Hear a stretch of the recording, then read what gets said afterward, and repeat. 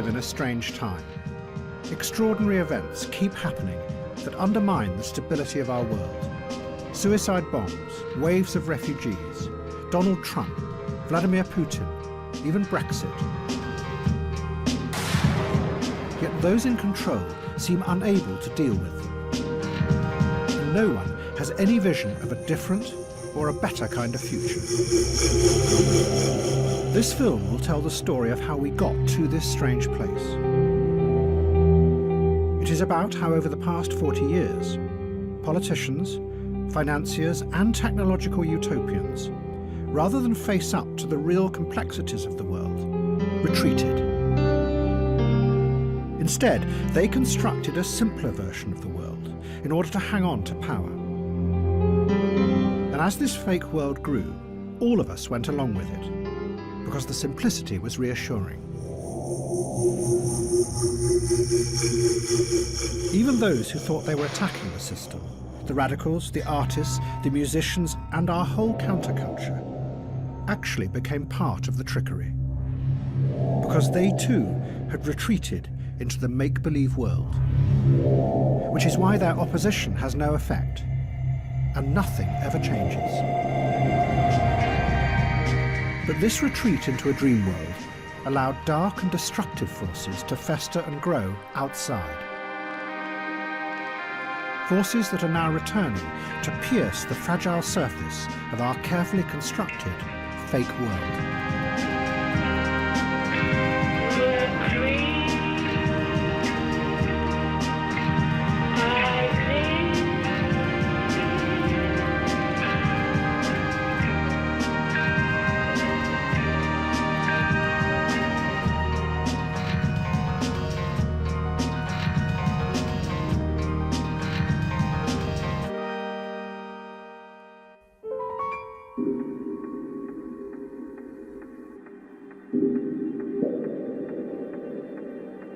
The story begins in two cities at the same moment in 1975. One is New York, the other is Damascus. It was a moment when two ideas about how it might be possible to run the world without politics first took hold.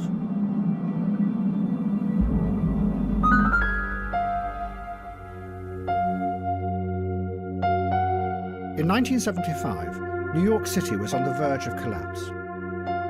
For 30 years, the politicians who ran the city had borrowed more and more money from the banks to pay for its growing services and welfare. But in the early 70s, the middle classes fled from the city, and the taxes they paid disappeared with them. So the banks lent the city even more. But then they began to get worried about the size of the growing debt, and whether the city would ever be able to pay it back. And then one day in 1975, the banks just stopped. The city held its regular meeting to issue bonds in return for the loans, overseen by the city's financial controller. Good morning, ladies and gentlemen. Today, the City of New York is offering for competitive bidding sale 260 million tax anticipation notes, of which 100 million will mature on June 3rd, 1975. The banks were supposed to turn up at 11 a.m. But it soon became clear that none of them were going to appear. The meeting was rescheduled for 2 p.m, and the banks promised they would turn up.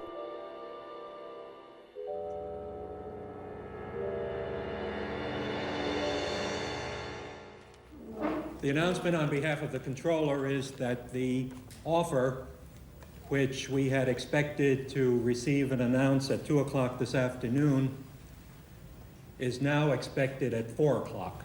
Paul, does this mean that so far nobody wants those bonds? We will be making a further announcement at 4 o'clock, and anything further that I could say now I think would not advance the interest of the sale, which is now in progress. Does this mean that you have not been able to sell them so far today? We will have a further announcement at 4 o'clock. What happened that day in New York marked a radical shift in power.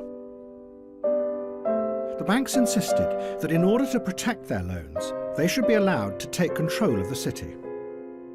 The city appealed to the president, but he refused to help.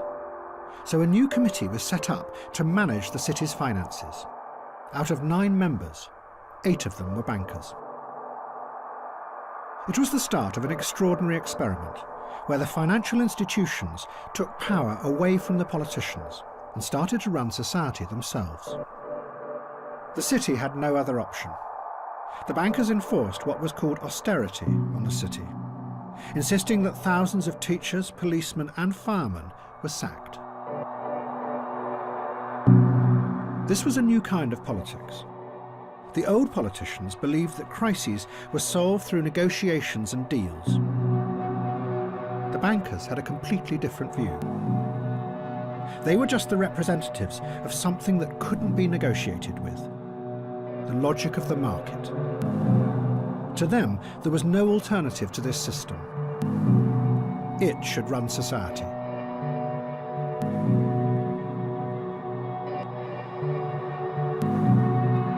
Just by shifting paper around, these slobs can make $60–65 million in a single transaction. That would take care of all of the layoffs in the city. So it's reckless, it's cruel, and it's a disgrace. There'd be a fair number of bankers, of course, who'd say, well, it's the unions who have been too greedy. Now, what would your reaction be to that? I guess they're right in a way. If you can make $60 million on a single transaction and a worker makes $8–9,000 a year, I suppose they're correct, and as they go back to their little estates in Greenwich, Connecticut, I want to wish them well, the slobs. But the extraordinary thing was, no one opposed the bankers. The radicals and the left-wingers, who 10 years before had dreamt of changing America through revolution, did nothing. They had retreated and were living in the abandoned buildings in Manhattan.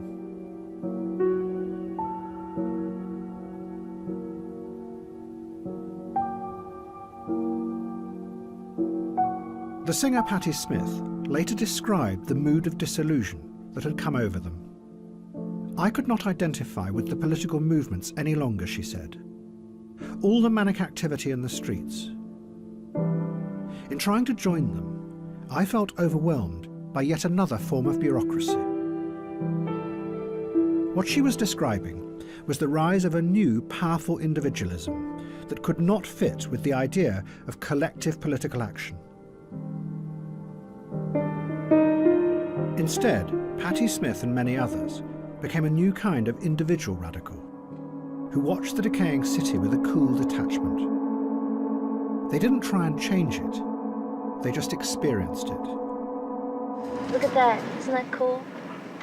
I love that where like kids write all over the walls. That to me is neater than any art sometimes. Jose and Maria forever. Oh, there's a lot of things like when you pass by big movie houses, maybe we'll find one, but they have little movie screens where you can see clips of like Z or something like that. People watch it over and over. I've seen people, I've checked them out all day. I've gone back and forth and they're still there watching the credits of a movie because they don't have enough dough, but it's some entertainment, you know. Instead, radicals across America turned to art and music as a means of expressing their criticism of society. They believed that instead of trying to change the world outside, the new radicalism should try and change what was inside people's heads. And the way to do this was through self-expression, not collective action.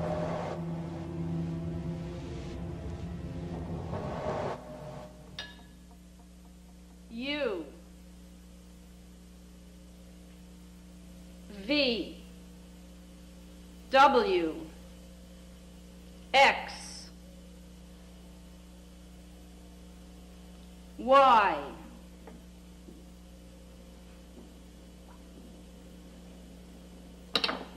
Z.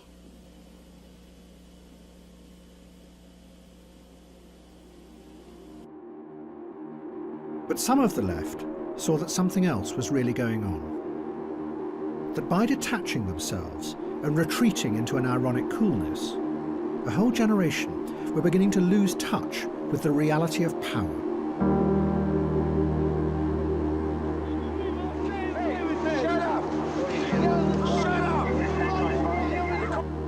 One of them wrote of that time, "It was the mood of the era. and the revolution was deferred indefinitely. And while we were dozing, the money crept in.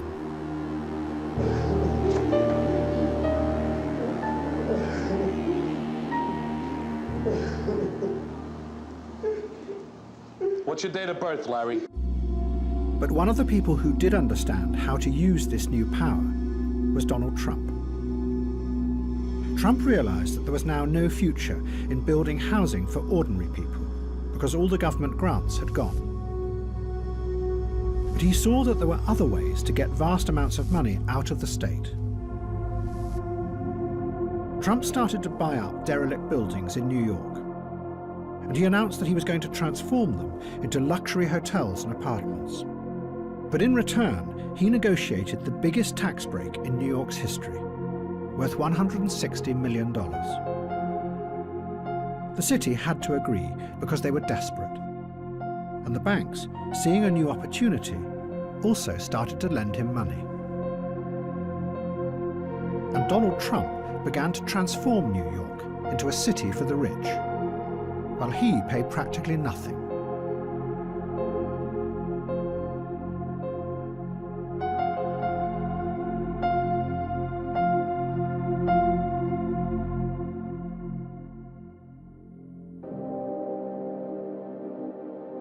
At the very same time, in 1975, there was a confrontation between two powerful men in Damascus, the capital of Syria. One was Henry Kissinger, the US Secretary of State. The other was the President of Syria, Hafez al-Assad. The battle between the two men was going to have profound consequences for the world. And like in New York, it was going to be a struggle between the old idea of using politics to change the world and a new idea that you could run the world as a stable system.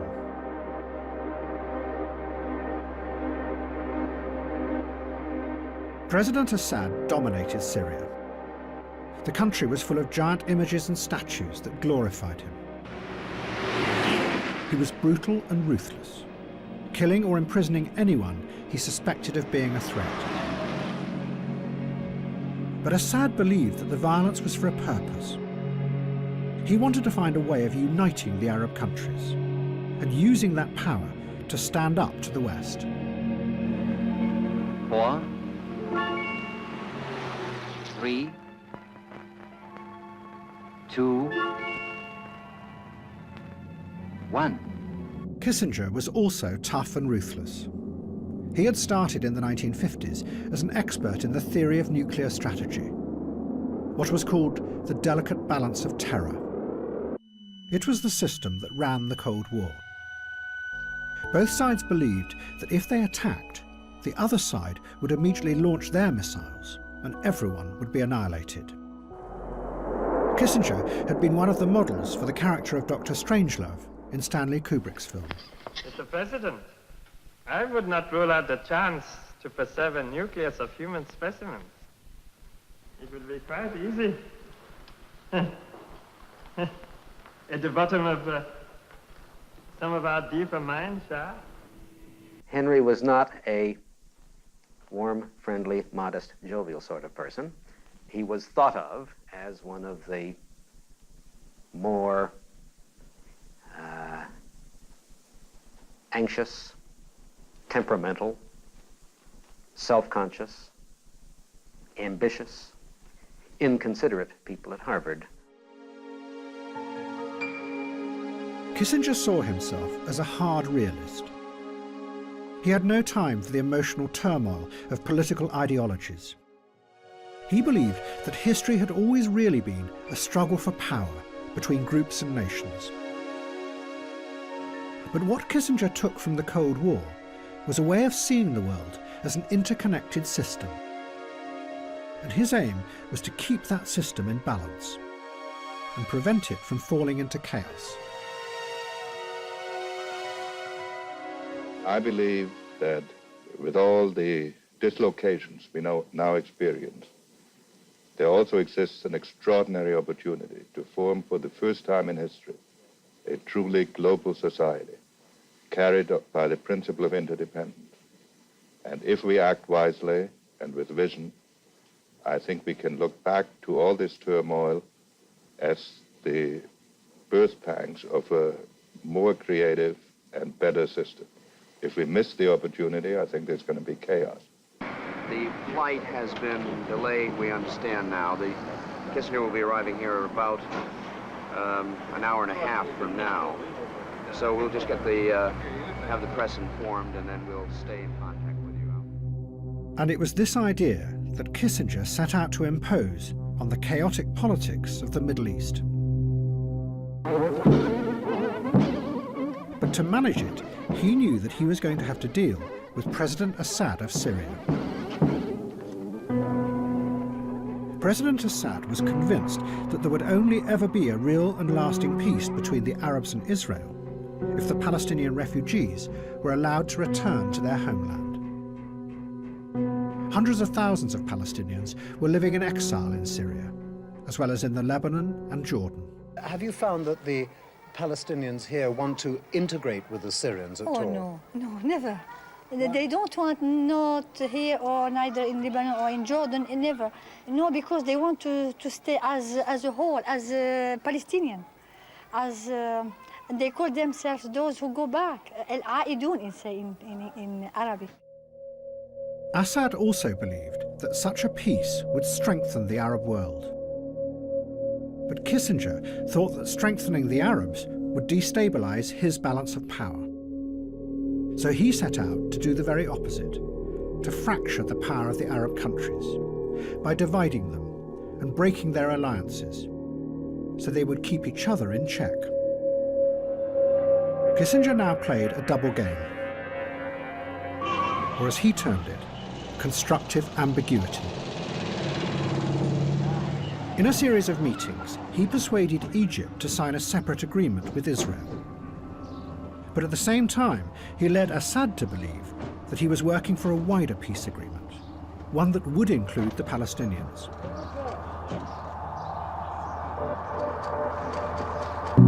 In reality, the Palestinians were ignored. They were irrelevant to the structural balance of the global system.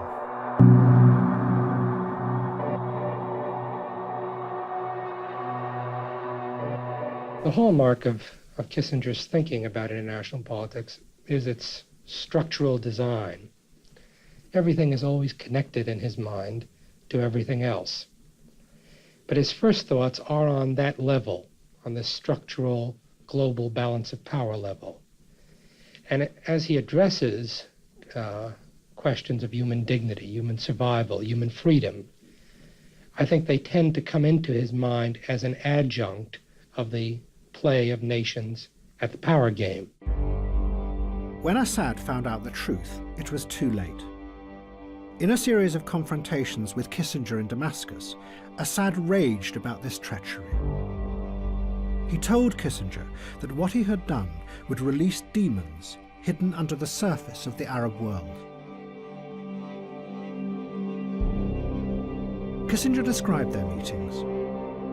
Assad's controlled fury, he wrote, was all the more impressive for its eerily cold, seemingly unemotional demeanor.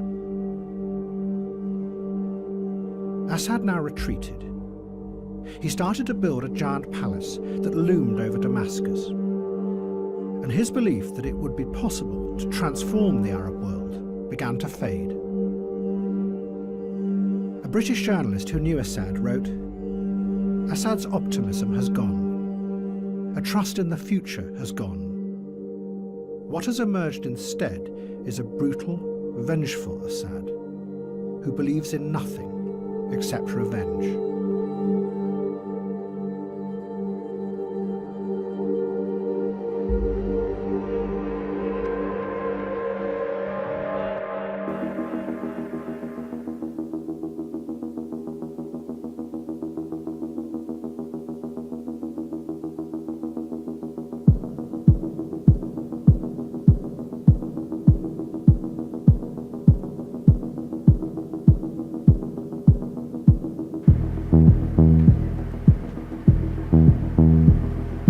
The original dream of the Soviet Union had been to create a glorious new world.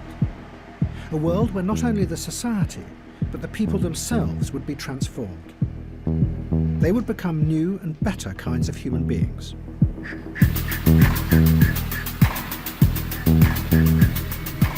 But by the 1980s, it was clear that the dream had failed.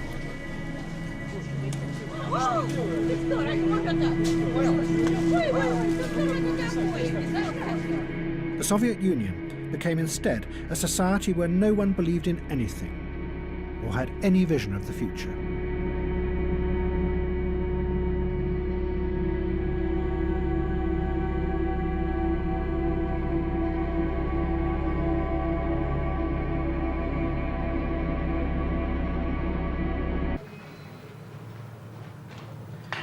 А если у вас было желание, какое вы хотели бы выразить сейчас? Чего? Желание, если у вас есть, например, какое у вас было бы сейчас? Чего? Желание, мечта. Мечта? Да. Ну, как вам сказать? Не знаю дальше, что вам сказать. Мечта. Раньше не желая, не гадая, ничего не выйдет все равно. Нет, ну только... Я мечтала и гадала, у меня все наоборот идет. И теперь не верю и никогда не буду думать и мечтать. А вы верите? Кому? Что? Кому верить? Ну, не знаю, Богу. Богу? Никому не верю, ничего не верю. И вам тоже не верю.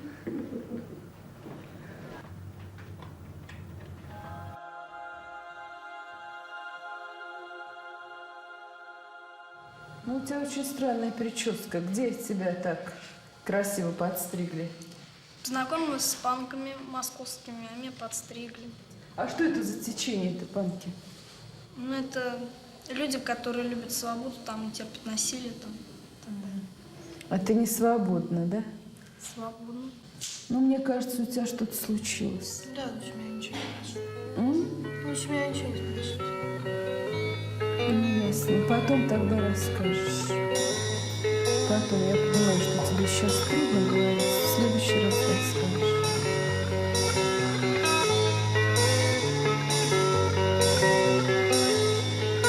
Я повторяю 10 раз и снова. Никто не знает, как же мне хуёво. И телевизор с потолка свисает. И как хуёво мне никто не знает. Все это до того подзаебало, что хочется опять начать сначала. Куплет печальный, он такой, что снова я повторяю, как же мне хуёво. Those who ran the Soviet Union had believed that they could plan and manage a new kind of socialist society. But they had discovered that it was impossible to control and predict everything, and the plan had run out of control. But rather than reveal this, the technocrats began to pretend that everything was still going according to plan. And what emerged instead was a fake version of the society. The Soviet Union became a society where everyone knew that what their leaders said was not real, because they could see with their own eyes that the economy was falling apart. But everybody had to play along and pretend that it was real, because no one could imagine any alternative. One Soviet writer called it ХиперНормализация. You were so much a part of the system that it was impossible to see beyond it. The fakeness was hypernormal.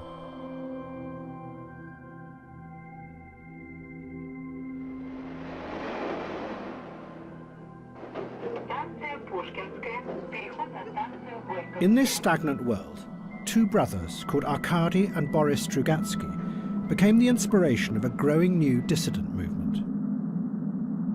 They weren't politicians. They were science fiction writers. And in their stories, they expressed the strange mood that was rising up as the Soviet Empire collapsed. Their most famous book was called Roadside Picnic. It is set in a world that seems like the present, except there is a zone that has been created by an alien force. People known as stalkers go into the zone. They find that nothing is what it seems, that reality changes minute by minute. Shadows go the wrong way, there are hidden forces that twist your body and change the way you think and feel. The picture the Strugazzis gave was of a world where nothing was fixed, where reality, both what you saw and what you believed, had become shifting and unstable.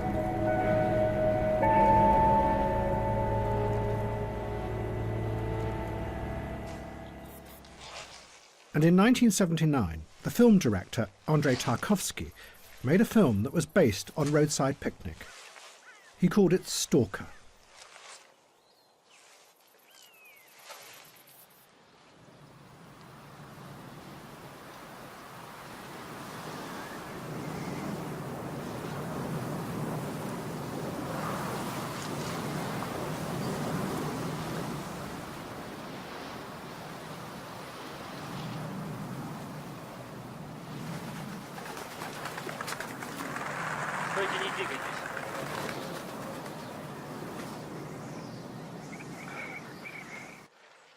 Что случилось?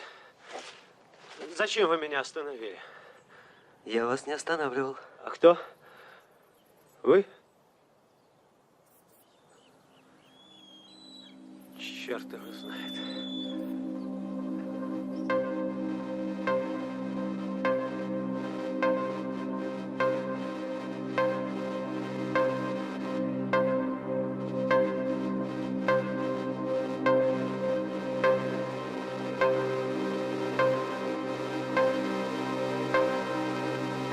Ronald Reagan, do solemnly swear that I will faithfully execute the office of President of the United States. That I will faithfully execute the office of President of the United States. The new President of America had a new vision of the world. It wasn't the harsh realism of Henry Kissinger any longer.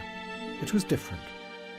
It was a simple moral crusade, where America had a special destiny to fight evil and to make the world a better place.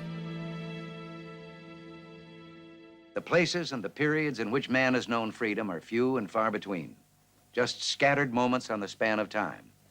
And most of those moments have been ours. The American people have a genius for great and unselfish deeds.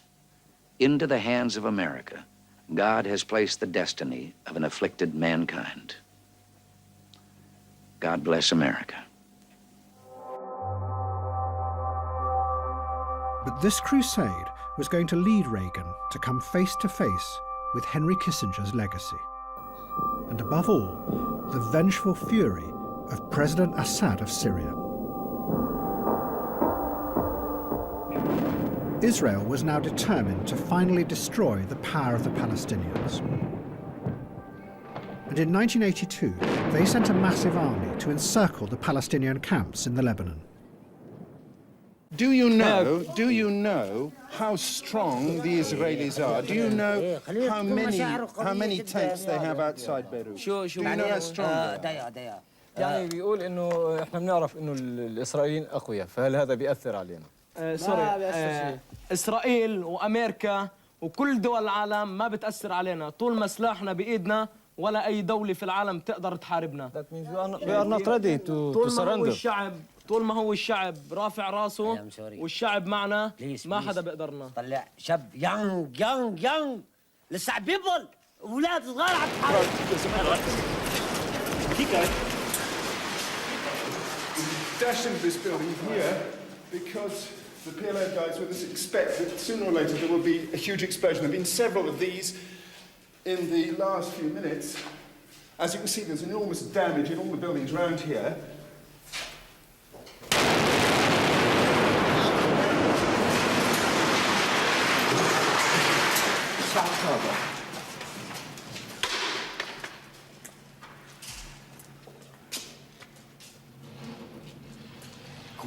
Quick.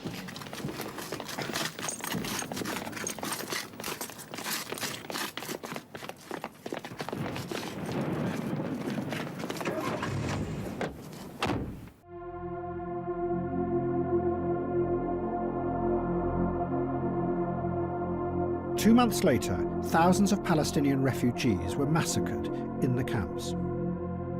It horrified the world. But what was even more shocking was that Israel had allowed it to happen. Its troops had stood by and watched as a Christian Lebanese faction murdered the Palestinians.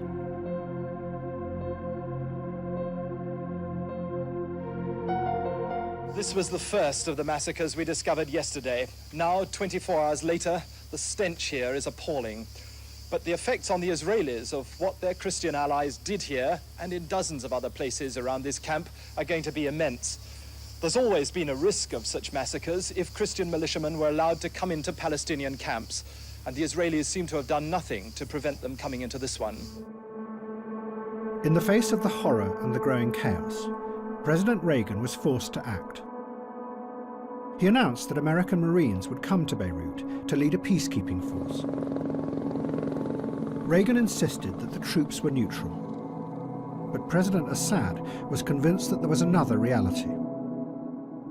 He saw the troops as part of the growing conspiracy between America and Israel to divide the Middle East into factions and destroy the power of the Arabs.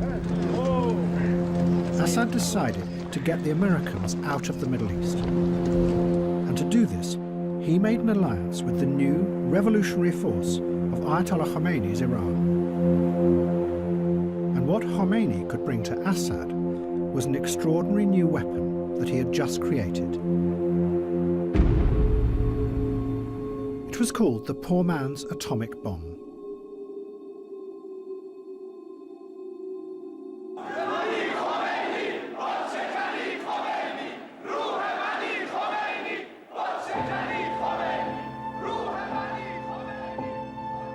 Ayatollah Khomeini had come to power 2 years before as the leader of the Iranian Revolution.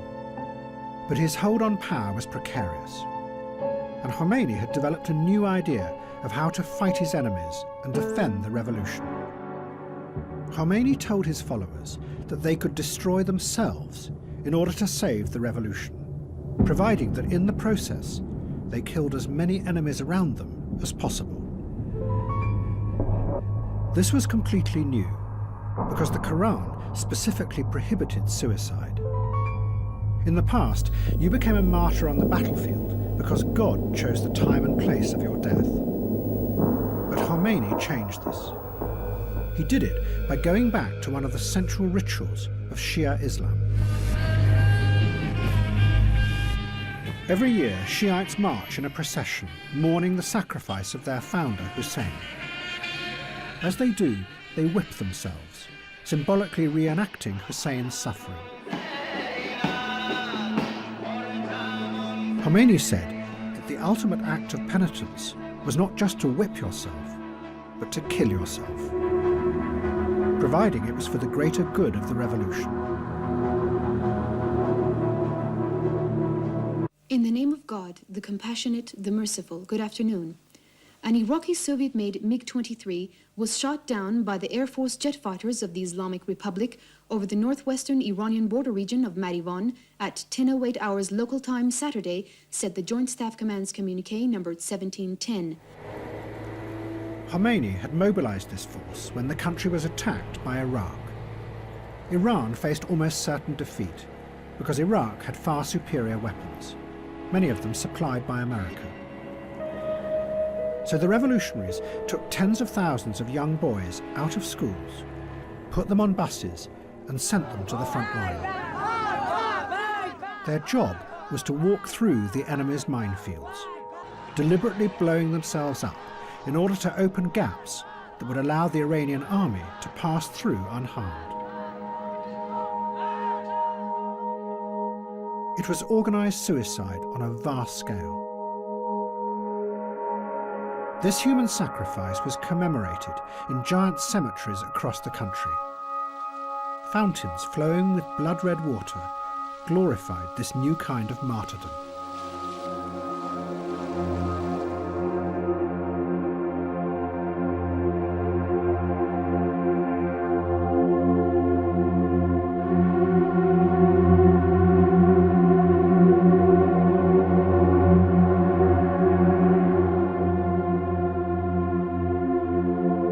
It was this new idea of an unstoppable human weapon that President Assad took from Khomeini and brought to the West for the first time. But as it travelled, it would mutate into something even more deadly. Instead of just killing yourself, you would take explosives with you into the heart of the enemy, and then blow yourself up, taking dozens or even hundreds along with you. It would become known as suicide bombing. In October 1983, 2 suicide bombers drove trucks into the US Marine barracks in Beirut. It was seeing something move that took me out of my trance. And then I recognized, oh yes, Marines were in that building. A lot of Marines were in that building. And that's when I ran down, and it was a black Marine. He looked white. The dust, it just covered him. The massive explosions killed 241 Americans.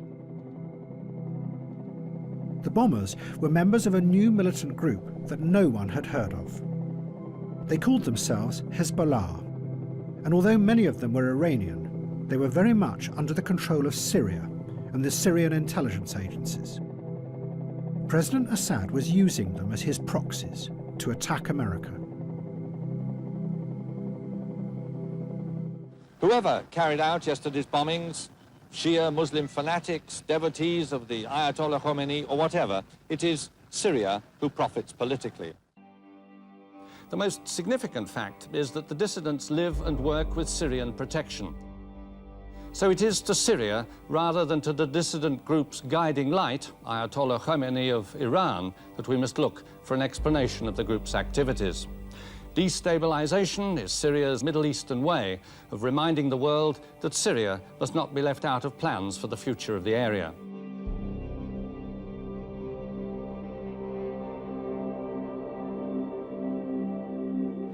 There are no words that can express our sorrow and grief over the loss of those splendid young men and the injury to so many others. But these deeds make so evident the bestial nature of those who would assume power if they could have their way and drive us out of that area. But despite his words, within 4 months, President Reagan withdrew all the American troops from the Lebanon. The Secretary of State, George Shultz, explained, "We became paralyzed by the complexity that we faced," he said. So the Americans turned and left. For President Assad, it was an extraordinary achievement. He was the only Arab leader to have defeated the Americans and forced them to leave the Middle East. He had done it by using the new force of suicide bombing, a force that once unleashed was going to spread with unstoppable power. But at this point, both Assad and the Iranians thought that they could control it. And what gave it this extraordinary power was that it held out the dream of transcending the corruptions of the world and entering a new and better realm. One should defend the realm of Islam and Muslims against heretics and invaders. And to fulfill this duty, one should even sacrifice one's life.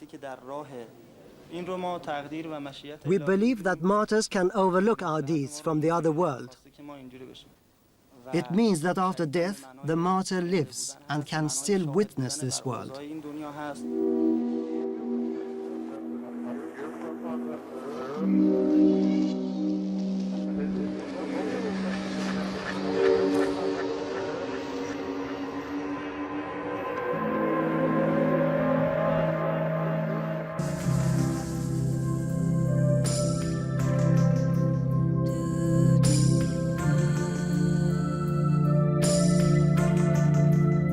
By the middle of the 1980s, the banks were rising up and becoming ever more powerful in America.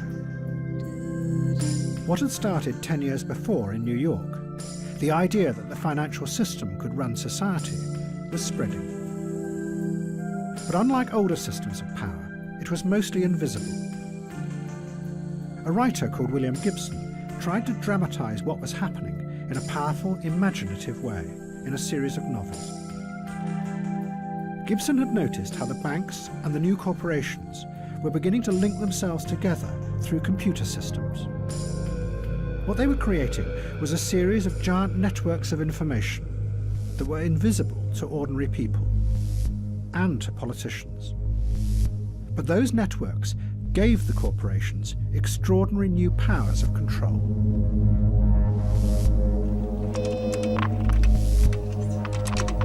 Good morning, Southwest Development. May I help you? Gibson gave this new world a name. He called it cyberspace, and his novels described a future that was dangerous and frightening. Hackers could literally enter into cyberspace, and as they did, they travelled through systems that were so powerful that they could reach out and crush intruders by destroying their minds. In cyberspace, there were no laws and no politicians to protect you. Just raw, brutal, corporate power.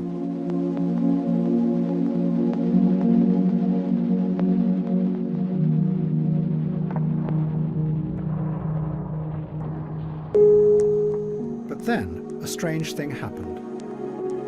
A new group of visionaries in America took Gibson's idea of a hidden, secret world and transformed it into something completely different. They turned it into a dream of a new utopia.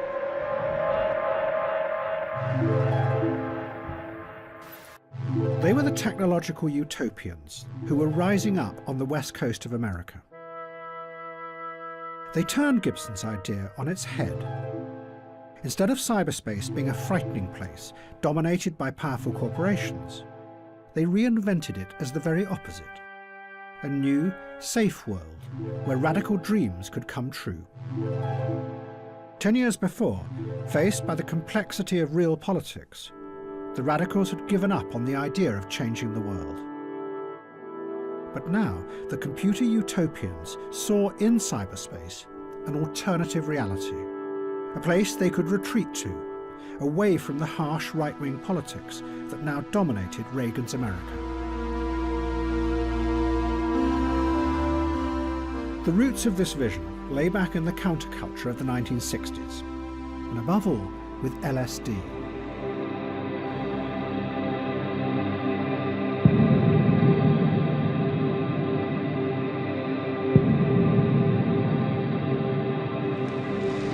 We've got some more acid over here if you want to go ahead and drop it. Many of those who had taken LSD in the 60s were convinced that it was more than just another drug, that it opened human perception and allowed people to see new realities that were normally hidden from them. See, the ones that have white in them are really great.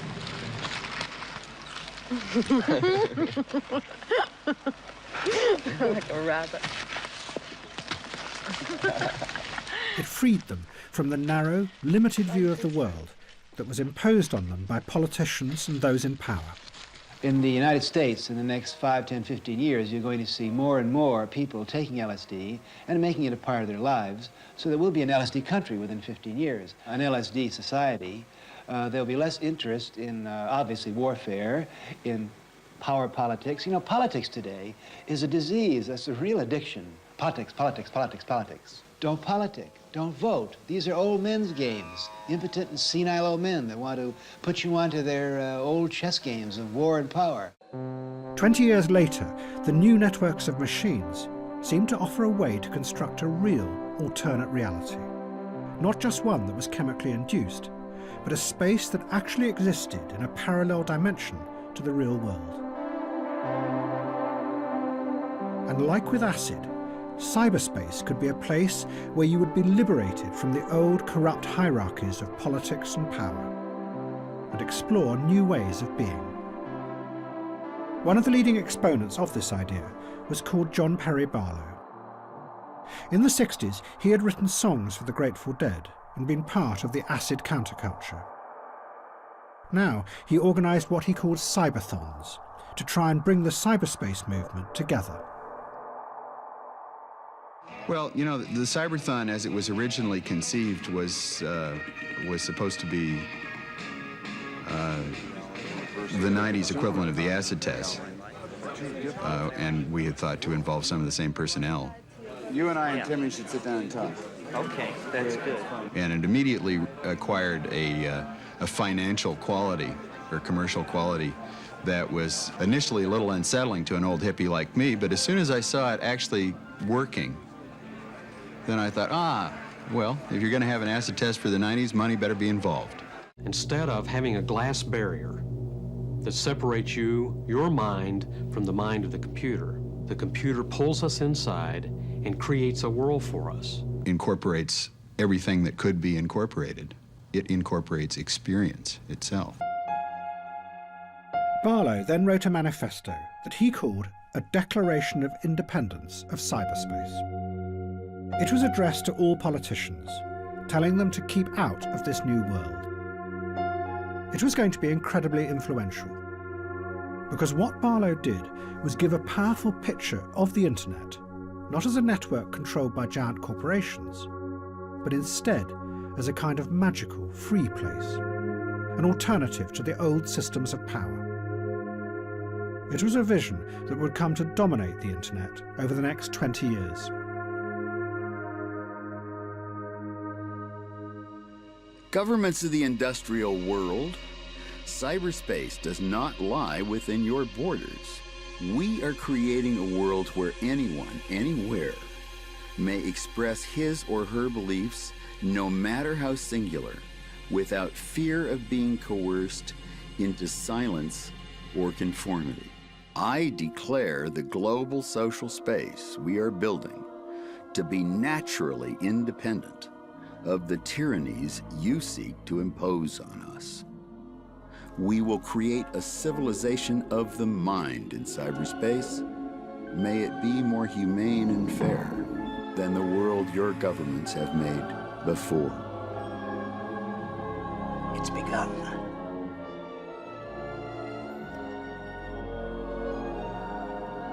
This is the key to a new order.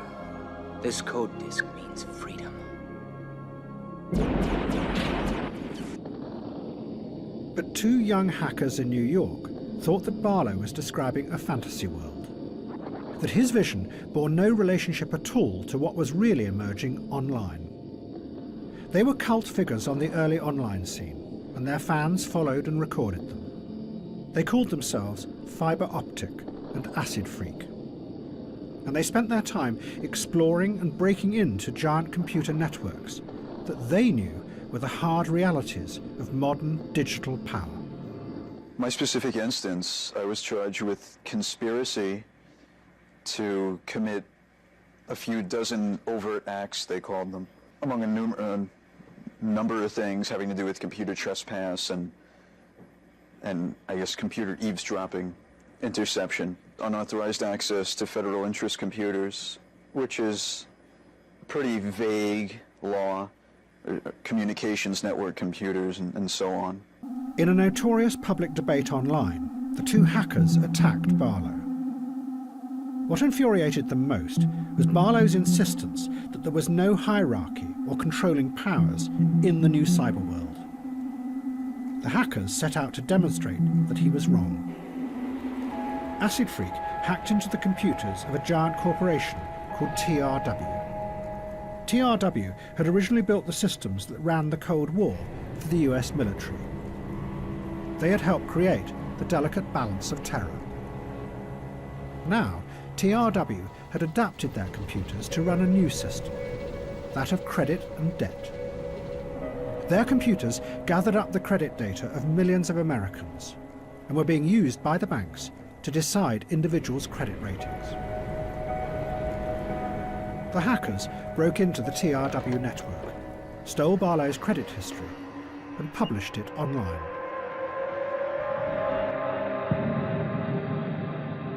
The hackers were demonstrating the growing power of finance, how the companies that ran the new systems of credit knew more and more about you, and increasingly used that information to control your destiny. And the system that was allowing this to happen were the new giant networks of information connected through computer servers.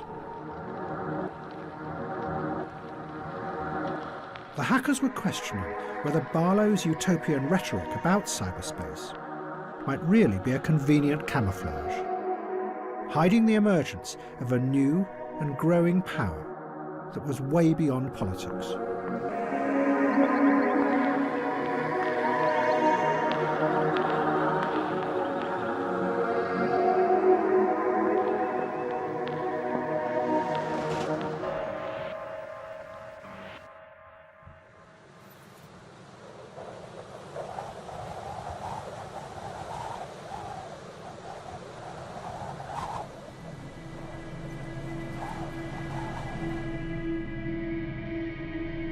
But cyberspace was not the only imaginary story being created. Faced with the humiliating defeat in the Lebanon, President Reagan's government was desperate to shore up the vision of a moral world where a good America struggled against evil. And to do this, they were going to create a simple villain, an imaginary enemy, one that would free them from the paralyzing complexity of real Middle Eastern politics. And the perfect candidate was waiting in the wings. Colonel Gaddafi, the ruler of Libya.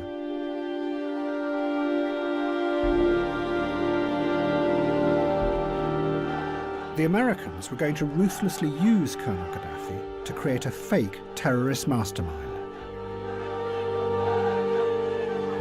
And Gaddafi was going to happily play along, because it would turn him into a famous global figure.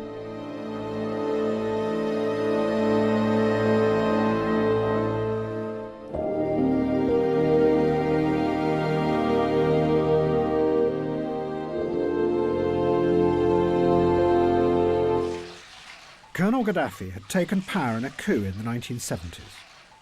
But from the very start, he was convinced that he was more than just the leader of one country. He believed that he was an international revolutionary whose destiny was to challenge the power of the West.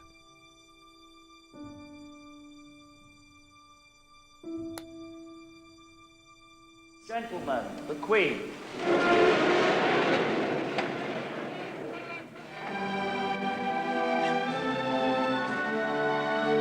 When he was a young officer, Gaddafi had been sent to England for training. And he had detested the patronising racism that he said he had found at the heart of British society. Yes, I attended a course. I have been in England since 1966, from April to August. You had the best months? I was in Beaconsfield, a village called Beaconsfield, in Army School.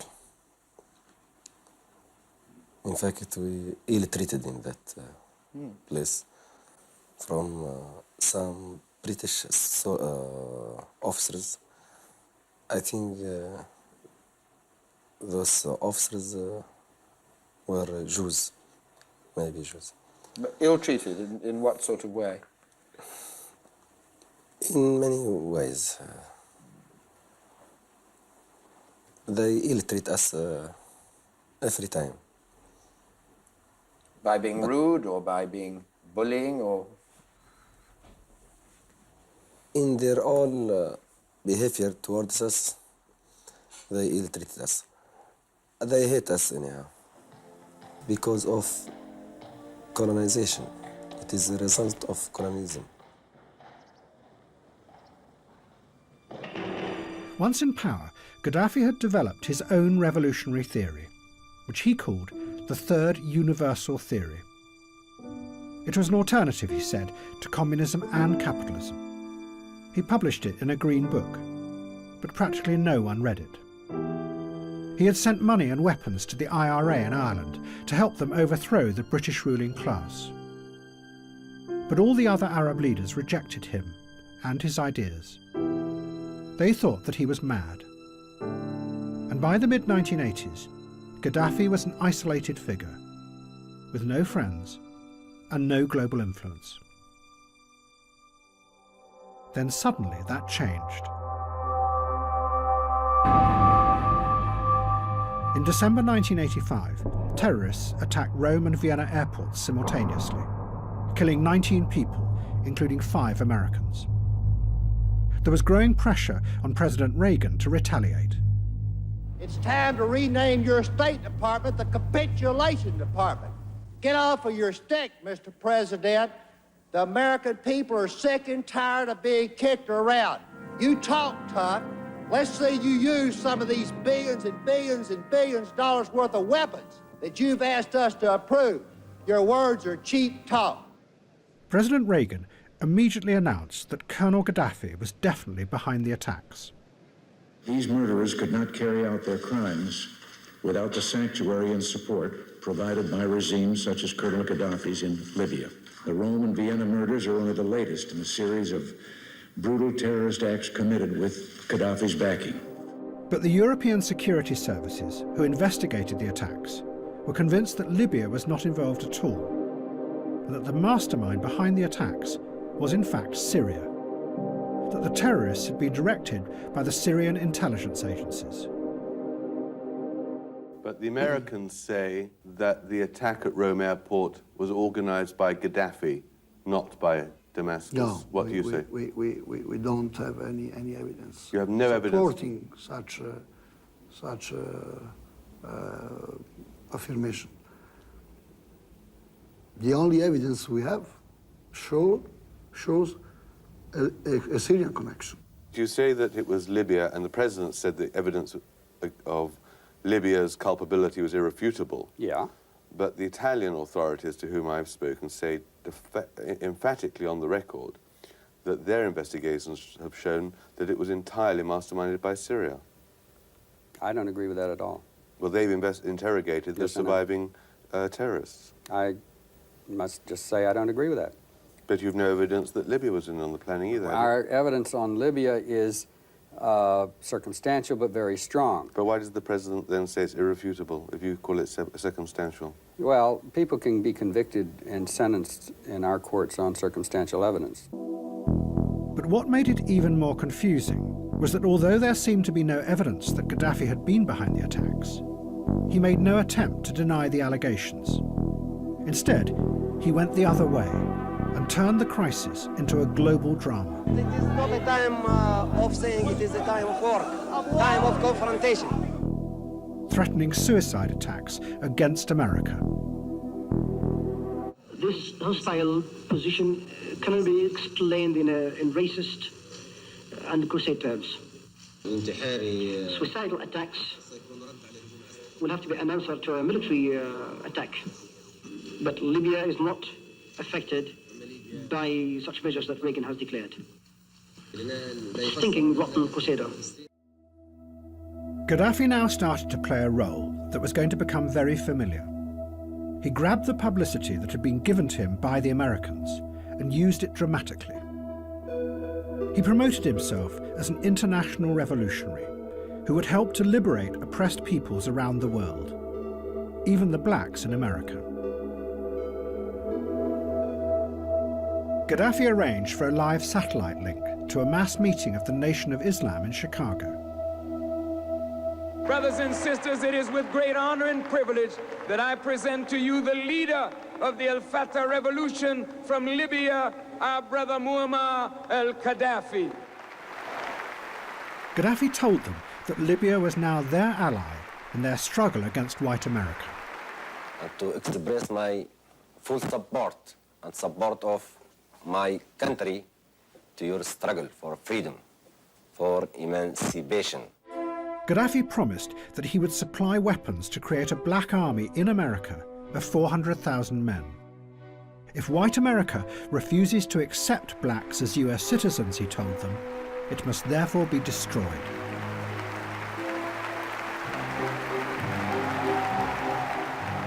Gaddafi also invited a group of German rocket scientists to come to Libya to build him a rocket. He insisted it had no military purpose. Libya was now going to explore outer space. I think it is peaceful and civilian activity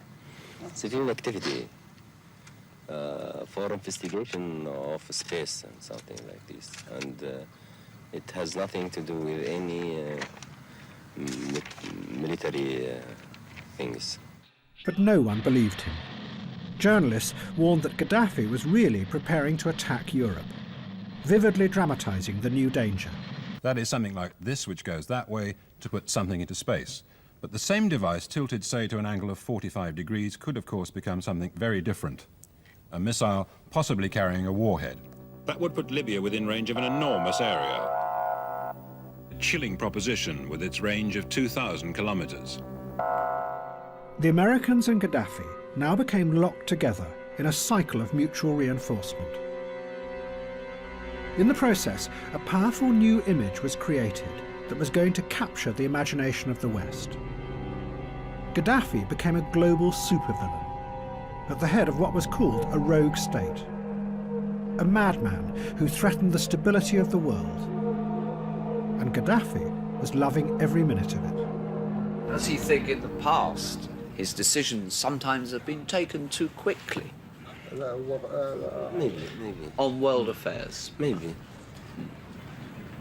I think sometimes that is what has made people in the world nervous of you, perhaps.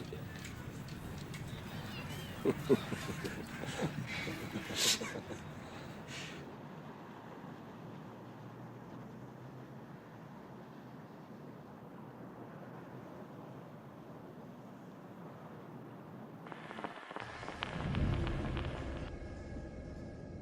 Then there was another terrorist attack at a discotheque in West Berlin. A bomb killed an American soldier and injured hundreds. The Americans released what they said were intercepts by the National Security Agency that proved that Colonel Gaddafi was behind the bombing, and a dossier that they said proved that he was also the mastermind behind a whole range of other attacks. President Reagan ordered the Pentagon to prepare to bomb Libya. But again, there were doubts, this time within the American government itself. There were concerns that analysts were being pressured to make a case that didn't really exist. And to do it, they were taking Gaddafi's rhetoric about himself as a global revolutionary and his manic ravings, and then representing them as fact. And in the process, together, the Americans and Gaddafi were constructing a fictional world. The analyst was certainly, I'm convinced, pressured into developing a prima facie case against the Libyan government. From the somewhat incoherent ravings of a maniac, both interceptions of a clandestine nature, interceptions of a open radio broadcasts or whatever, as well as other sources, quotations of his, that one can assemble a neatly put together package demonstrating that the man had violent interests against the United States and its European allies. The European intelligence agencies told the Americans that they were wrong, that it was Syria that was behind the bombing, not Libya. But the Americans had decided to attack Libya because they couldn't face the dangerous consequences of attacking Syria. Instead, they went for Gaddafi, a man without friends or allies. Libya were less downside consequences, if you will. There's less Arab support for Gaddafi. We figured there would be less Soviet support for Gaddafi. There's no question but what Libya was more vulnerable than Syria and Iran. It was a soft and target. that is certainly an element, of course.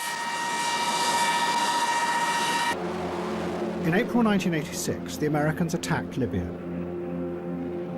Their targets included Colonel Gaddafi's own house. Immediately after the attack, Gaddafi appeared in the ruins to describe what had happened. The family were asleep, and my wife was, that day, tied down to the bed because she had a slip disc. I tried to rescue the children, and the house started to collapse, as you can see, and the books started to burn. They concentrated on the children's room so that they would kill all the children. Our small adopted daughter was killed, and 2 of our children were injured. But yet again, Gaddafi might have been lying. Ever since then, there have been rumours that his adopted daughter actually survived. But many other children were killed in the raid because the American bombing was so inaccurate. Gaddafi realised that the attention of the whole world was now focused on him, and he grabbed the moment to promote his own revolutionary theory, the Third Way, as a global alternative to democracy. I feel that I am really responsible for conveying the Third World Theory and the Green Book to the rising generation, to the young American and British people, so that we can rescue America and Britain and these generations of young people from this theory, this electoral party theory, which enabled an imbecile like Reagan to rule the mightiest power on earth and use it to destroy other people's homes, and enabled a harlot like Thatcher to rule a great nation like Britain.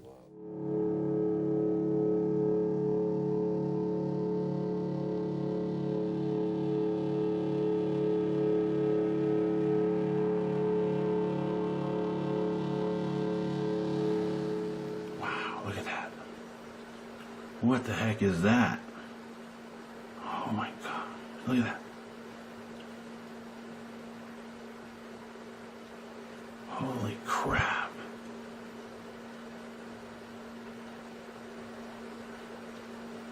It's just moving really slowly.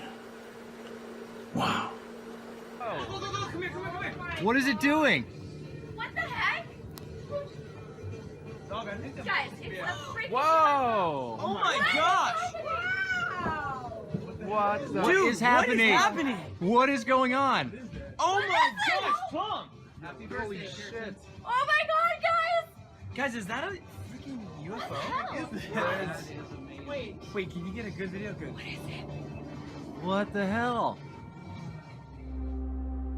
In the 1980s, more and more people in the United States reported seeing unexplained objects and lights in the sky.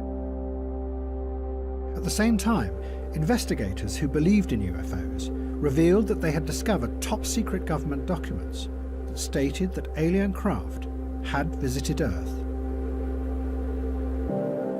The documents had been hidden for 20 years, and they seemed to prove that there had been a giant cover-up.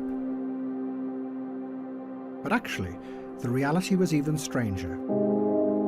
The American government might have been making it all up, that they had created a fake conspiracy to deliberately mislead the population. The lights that people imagined were UFOs may in reality have been new high-technology weapons that the US government were testing.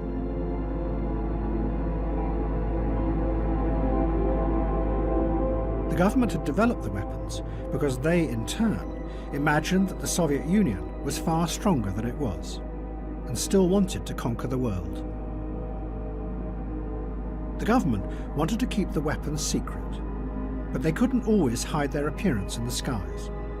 So it is alleged that they chose a number of people to use to spread the rumour that these were really alien visitations. One of those chosen was called Paul Benovitz, who lived outside a giant airbase in New Mexico and had noticed strange things going on. Years later, I sat down with Paul at dinner and told Paul exactly that everything we did was a sanctioned counterintelligence operation to convince him that what he was seeing was UFOs, and that what we didn't want him to know was that he tapped into something on the base, and we didn't want him to ever disclose that.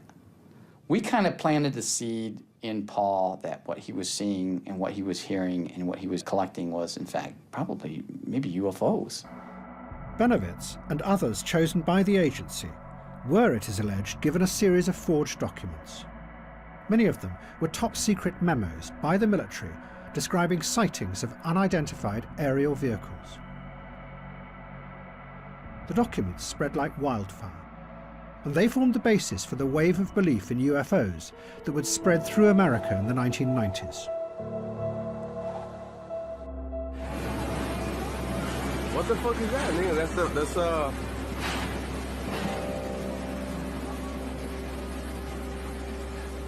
That's crazy, bro. Is that space, And it also fueled the wider, growing belief that governments lied to you, that conspiracies were real. What the Reagan administration were doing, both with Colonel Gaddafi and with the UFOs, was a blurring of fact and fiction. But it was part of an even broader program. The president's advisors had given it a name. They called it perception management, and it became a central part of the American government during the 1980s. The aim was to tell dramatic stories that grabbed the public imagination, not just about the Middle East, but about Central America and the Soviet Union. And it didn't matter if the stories were true or not, providing they distracted people, and you, the politician, from having to deal with the intractable complexities of the real world.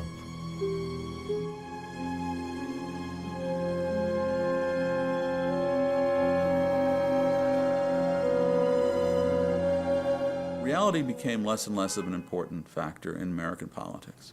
It wasn't what was real that was driving anything, or the facts driving anything. It was how you could turn those facts, or twist the facts, or even make up the facts to make your opponent look bad. So perception management became a device, and the facts could be twisted. Anything could be anything. It becomes, how can you manipulate the American people? And in the process, reality becomes what? Reality becomes simply something to play with to achieve that end. Reality is not important in this context. Reality is simply something that you handle. But something was about to happen that would demonstrate dramatically just how far the American government had detached from reality. The Soviet Empire was about to implode. And no one, none of the politicians, or the journalists, or the think tank experts, or the economists, or the academics saw it coming.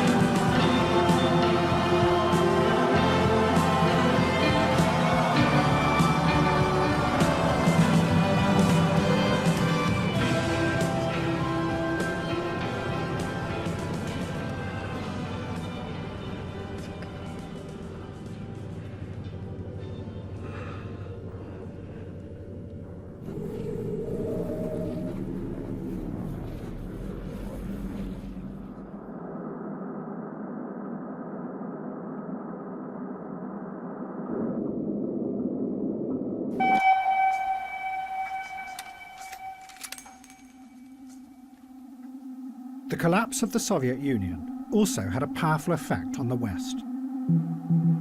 For many, it symbolized the final failure of the dream that politics could be used to build a new kind of world.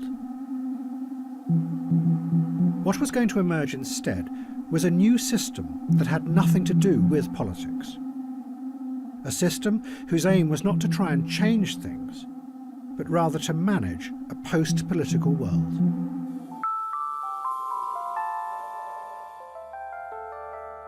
One of the first people to describe this dramatic change was a left-wing German political thinker called Ulrich Beck.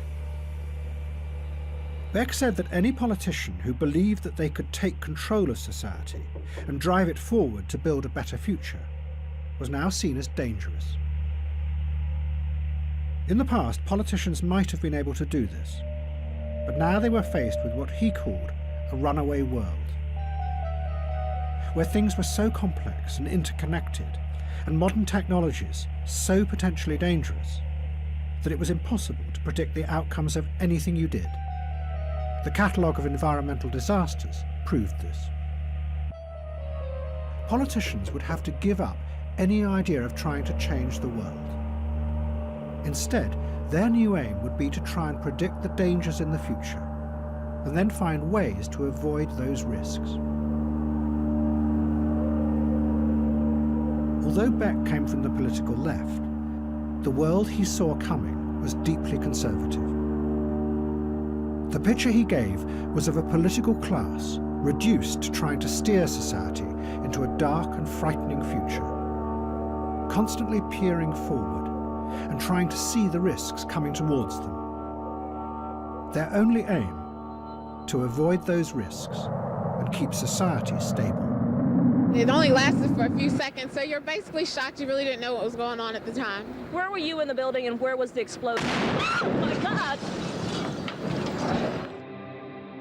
But a system that could anticipate the future and keep society stable was already being built, pieced together from all kinds of different and sometimes surprising sources, all of them outside politics. One part of it was taking shape in a tiny town in the far northwest of the United States called East Wenatchee. It was a giant computer whose job was to make the future predictable.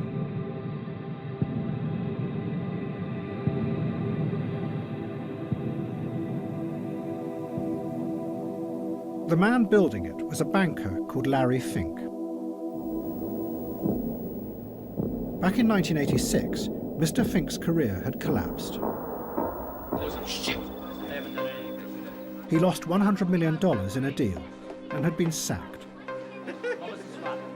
He became determined it wouldn't happen again. Fink started a company called BlackRock and built a computer he called Aladdin. It is housed in a series of large sheds in the apple orchards outside Wenatchee. Fink's aim was to use the computer to predict with certainty what the risk of any deal or investment was going to be. The computer constantly monitors the world, and it takes things that it sees happening and then compares them to events in the past. It can do this because it has in its memory a vast history of the past 50 years, not just financial, but all kinds of events. Out of the millions and millions of correlations, the computer then spots possible disasters, possible dangers lying in the future, and moves the investments to avoid any radical change and keep the system stable. Today I'm going to deliver 1.8 million reports. Execute 25,000 trades. And avert 3,000 disasters. I'm going to monitor interest rates in Europe. Silver prices in Asia. Droughts in the Midwest. I'm going to witness 4 billion shares change hands on the New York Stock Exchange. And record the effects on 14 trillion in assets across 20,000 portfolios. I am Aladdin. I am Aladdin. And today, I'll find the numbers behind the numbers. I will see the trends the models don't. The connections. The risks. I am Aladdin. I am Aladdin, and I will get the data right. I am 25 million lines of code. Written by hundreds of people. Across 2 decades. I'm smarter than any algorithm. More powerful than any processor. Because I am Aladdin. Because I am Aladdin. I am Aladdin. I am Aladdin. Aladdin has proved to be incredibly successful. The assets it guides and controls now amount to $15 trillion, which is 7% of the world's total wealth.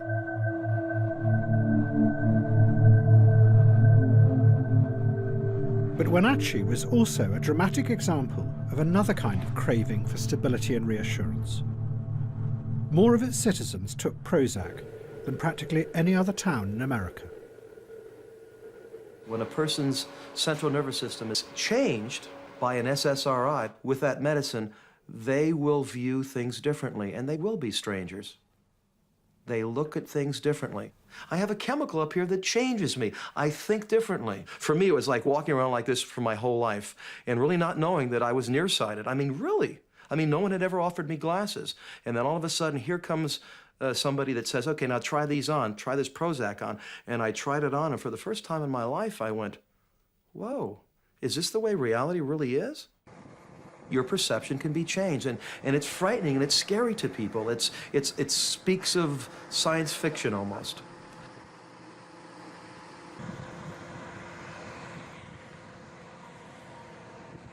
Well, the medicine just kind of lets you listen to what needs to go on. And then your doctor, every time you come back, he says, you're looking so much better. And then he just, like Jim, every time I come in, he goes, you are so beautiful, And he isn't even sucking up. I mean, he's being nice, You're beautiful, you're nice, you're friendly, you've got so much going for you. And I think, yeah, I do, yeah. So I go out and I tell my friends, oh, I feel so much better about myself. Mom goes out, oh, I feel so much better about myself. So your friends start saying, I've seen such an improvement. And everybody improves all the way around. They see improvement, it's like everybody's kind of brainwashing each other into being happy. But there was a more effective way of reassuring people that was being developed that did not involve medication. It too came from computer systems, but this time artificial intelligence. But the way to do it had been discovered by accident.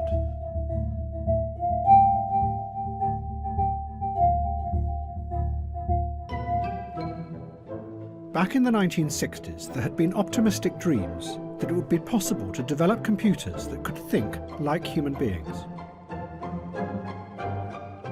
Scientists then spent years trying to program the rules that governed human thought. But they never worked.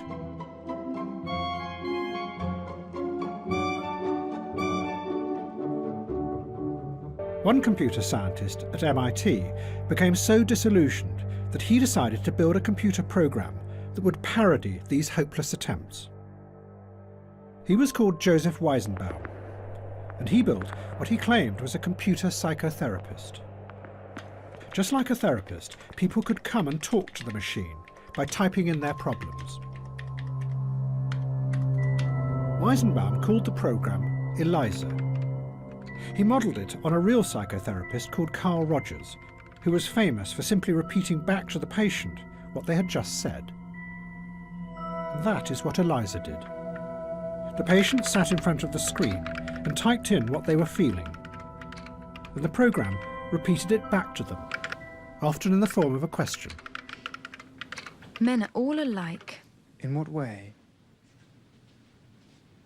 They're always bugging us about something or other. Can you think of a specific example? Well, my boyfriend made me come here. Your boyfriend made you come here? He says I'm depressed much of the time. I'm sorry to hear that you're depressed. It's true. I am unhappy. Do you think coming here will help you not to be unhappy? Well, I need some help. That much seems certain. One of the first people to use ELIZA was Weizenbaum's secretary, and her reaction was something that he had not predicted at all.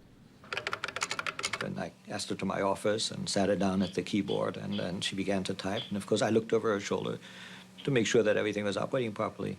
After 2 or 3 interchanges with the machine, she turned to me and she said, "Would you mind leaving the room, please?" And yet she knew, as Weizenbaum did, that ELIZA didn't understand a single word that was being typed into it. You're like my father in some ways. You don't argue with me. Why do you think I don't argue with you? You're afraid of me. Does it please you to think I'm afraid of you? My father's afraid of everybody. My father's afraid of everybody. Weizenbaum was astonished. He discovered that everyone who tried ELIZA became engrossed. They would sit for hours telling the machine about their inner feelings and incredibly intimate details of their lives.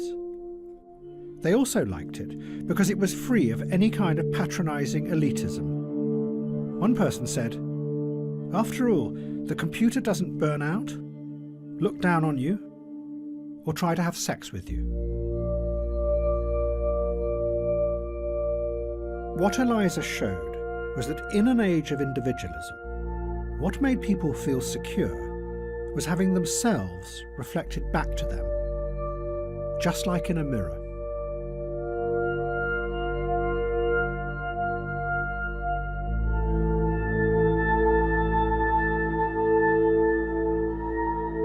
Artificial intelligence changed direction and started to create new systems that did just that, but on a giant scale. They were called intelligent agents. They worked by monitoring individuals, gathering vast amounts of data about their past behaviour, and then looked for patterns and correlations from which they could predict what they would want in the future. It was a system that ordered the world in a way that was centred around you. And in an age of anxious individualism, frightened of the future, that was reassuring, just like Eliza. A safe bubble that protected you from the complexities of the world outside.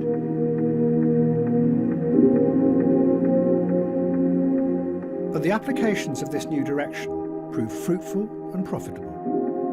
If you liked that, you'll love this.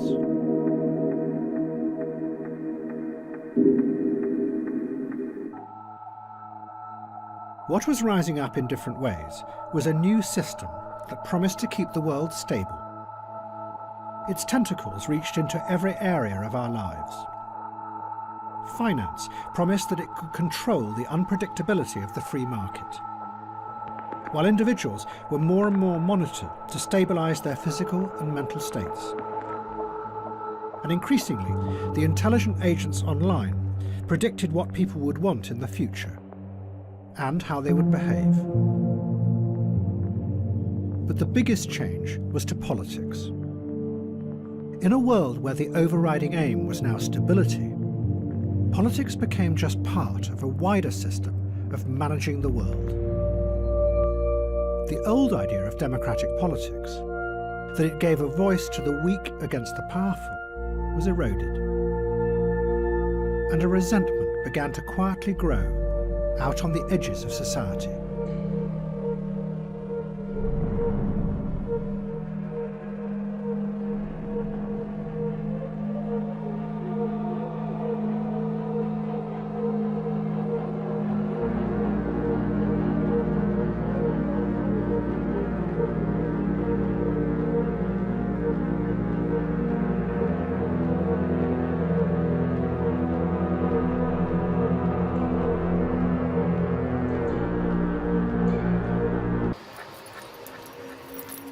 But the new system did have a dangerous flaw.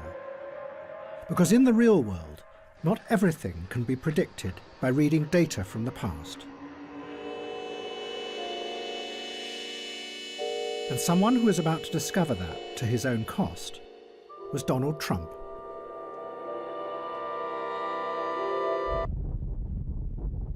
One day, a man called Jess Markham received a phone call. It was from Donald Trump, and Trump was desperate for help. Markham was a strange, mysterious figure. He had been a nuclear scientist in the 1950s and studied the effect of radiation from nuclear weapons on the human body. Then Markham had gone to Las Vegas and become obsessed by gambling. He had a photographic memory, and he used it to instantly process the data of the games as they were played. From that, he could predict the outcome. And he always won. The Las Vegas gangsters were fascinated by him. They called him the Automat. Where are we going? Let's go. Go. Donald Trump was one of the heroes of the age. But in reality, much of his success was a facade. The banks that had lent Trump millions had discovered that he could no longer pay the interest on the loans. Trump's empire was facing bankruptcy. His wife Ivana hated him because he was having an affair with Miss Hawaiian Tropic 1985. And then, a famous Japanese gambler called Akio Kashiwagi came to one of Trump's casinos and started to win millions of dollars in an extraordinary run of luck. Trump, who was desperate for money, panicked as day after day he watched millions being siphoned out of his casino. So he turned for help to Jess Markham. Markham came to Trump's casino in Atlantic City. He analysed all the data about the way that Kashiwagi had been playing. He then told Trump to suggest a particular high-stakes game that he knew the Japanese gambler could not resist. His model, Markham said, predicted that Kashiwagi had to lose. And after 5 agonising days, he did. Kashiwagi lost $10 million, and he gave up. Donald Trump was elated. He thought he'd got his money back.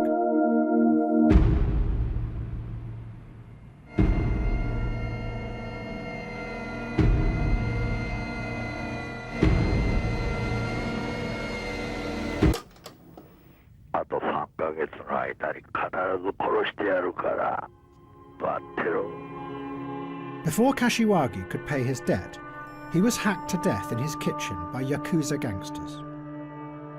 And Donald Trump didn't get his money.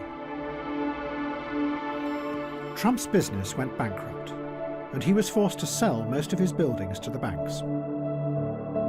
And he married Miss Hawaiian Tropic. In the future, he would sell his name to other people to put on their buildings. And he himself would become a celebrity tycoon.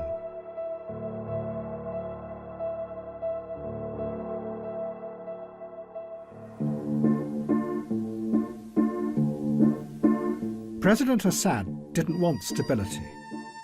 He wanted revenge.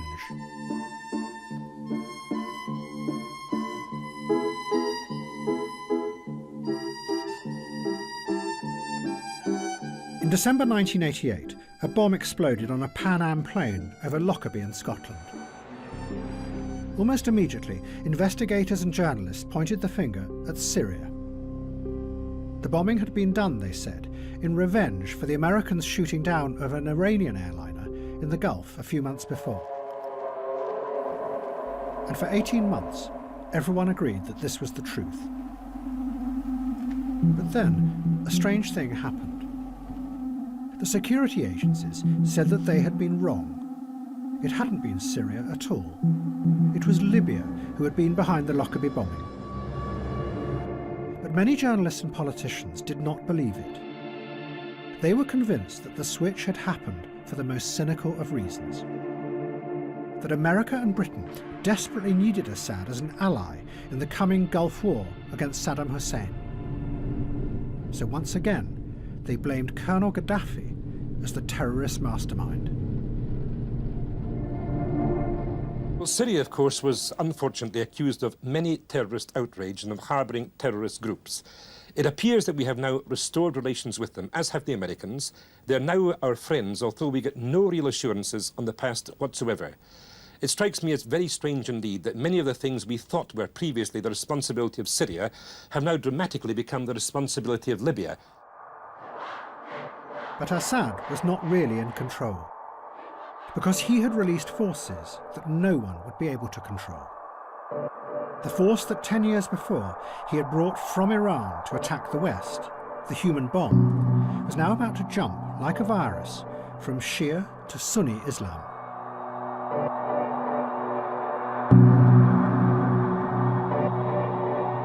In December 1992, the militant group Hamas kidnapped an Israeli border guard and stabbed him to death.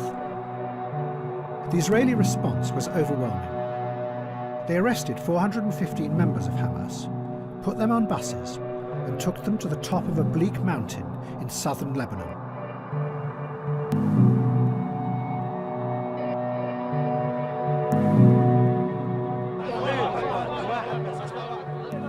They left them there and refused to allow any humanitarian aid through.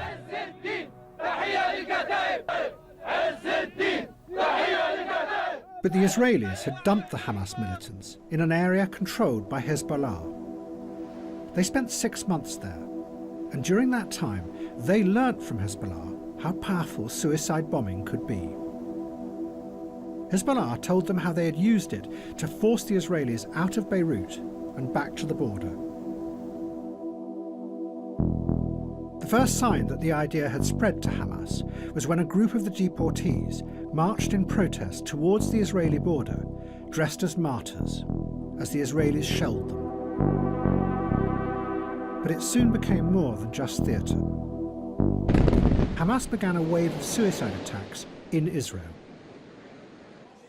Just before 9, at the height of Tel Aviv's rush hour, the bomb ripped apart a commuter bus. An amateur cameraman recorded the scene in the moments afterwards as a dazed woman was helped out of the smouldering wreckage. I didn't want to believe that under my house there is a bomb. And when I realized it's a bomb, I started to cry because it was the first time I saw it in Tel Aviv. Hamas sent the bombers into the heart of Israeli cities to blow themselves up and kill as many around them as possible. In doing this, Hamas were going much further than Hezbollah ever had. They were targeting civilians, something Hezbollah had never done. The tactic shocked the Sunni world. This was something completely alien to its history.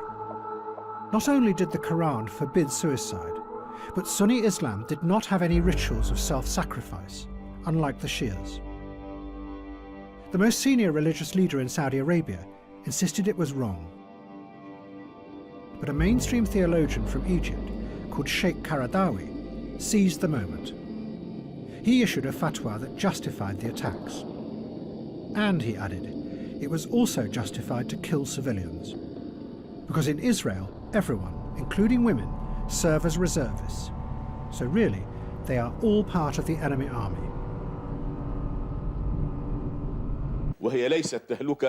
It's not suicide. It is martyrdom in the name of God. Islamic theologians and jurisprudents have debated this issue. Israeli women are not like women in our society because Israeli women are militarized. Secondly, I consider this type of martyrdom operation as an indication of justice of Allah Almighty. Allah is just. Through His infinite wisdom, He has given the weak what the strong do not possess, and that is the ability to turn their bodies into bombs like the Palestinians do. Hamas kept sending the bombers into Israel, sometimes day after day. The horror overwhelmed Israeli society, and it completely destroyed the ability of politics to solve the Palestinian crisis. Instead, in the Israeli election of 1996, Benjamin Netanyahu took power. He turned against the peace process, which was exactly what Hamas wanted. And from then on, the two sides became locked together in ever more horrific cycles of violence. The human bomb had destroyed the very thing that President Assad had first wanted, a real political solution to the Palestinian question. It was just after 1 o'clock and the market was full of shoppers. Streams of ambulances came to carry away the dead and the injured. It was a place of appalling suffering, but even with the first grief came the immediate political impact on the peace process. It's impossible. This moment it will be the end, must be the end of this bloody peace process.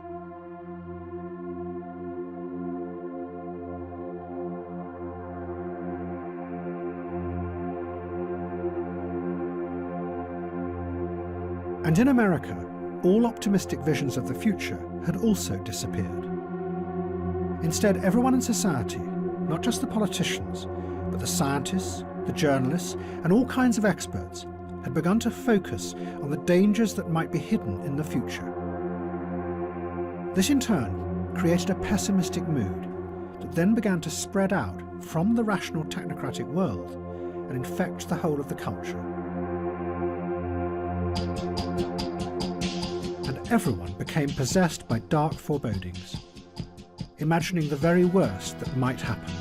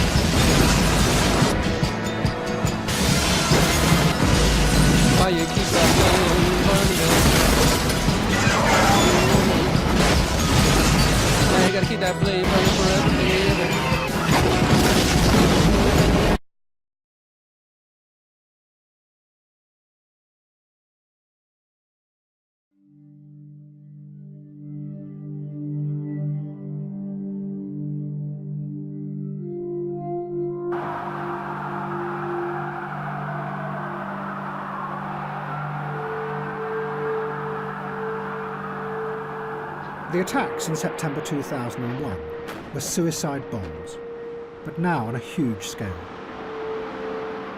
They demonstrated the terrifying power of this new force to penetrate all defences. They had come to kill thousands of Americans on their own soil.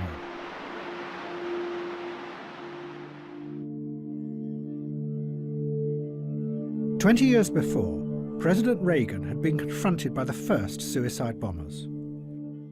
They had been unleashed by President Assad of Syria to force America out of the Middle East.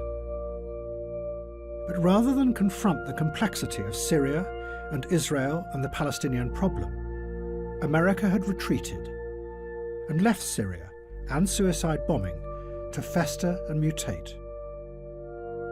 They had gone instead for Colonel Gaddafi and turned him into an evil global terrorist. But in the process, this changed the way people saw and understood terrorism.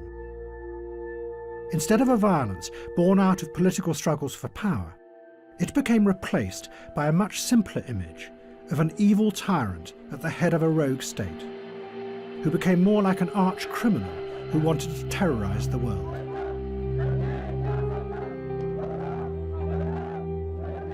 All the politics and power dropped away. The problem was just them and their evil personalities.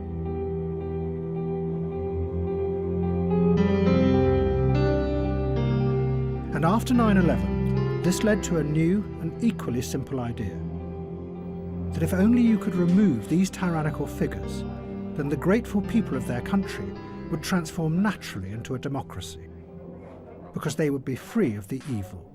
We owe it to the future of civilization not to allow the world's worst leaders to develop and deploy and therefore blackmail freed-loving countries with the world's worst weapons. We know they've already got chemical and biological weapons there. We know that they're certainly doing their best to acquire nuclear weapons technology. If we allow them to do that and do nothing about it, then I think later generations will consider us deeply irresponsible. Both Tony Blair and George Bush became possessed by the idea of ridding the world of Saddam Hussein. so possessed that they believed any story that proved his evil intentions. And the line between reality and fiction became ever more blurred. In September 2002, the head of MI6 rushed to Downing Street to tell Blair excitedly that they had finally found the source that confirmed everything. The source, he said, had direct access to Saddam Hussein's chemical weapons program, which was making vast quantities of VX and sarin nerve agents. The nerve agents were being loaded into linked hollow glass spheres. But then someone in MI6 noticed that the detail the source was describing was identical to scenes in the 1996 movie The Rock, starring Sean Connery and Nicolas Cage.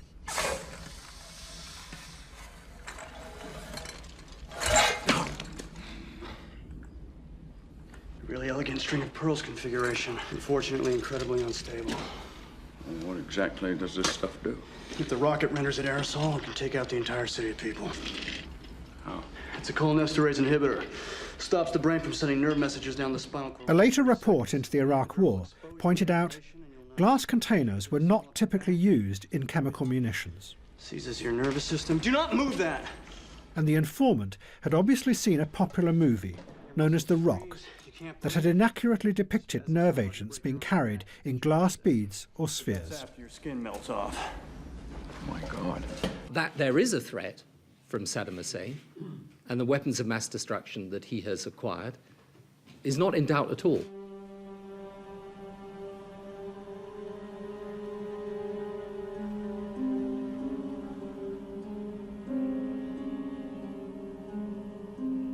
Hafez al-Assad had died in 2000. His son Bashar became the new president of Syria. But he couldn't escape the inexorable logic of what his father had started. 20 years before, his father had sent Shiite suicide bombers to attack the Americans in Lebanon. Now, as America and Britain invaded Iraq, Bashar decided that he would copy his father.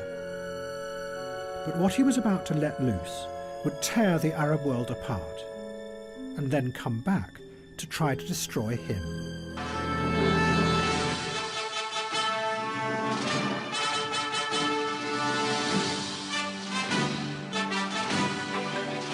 Bashar Assad was never supposed to have been president.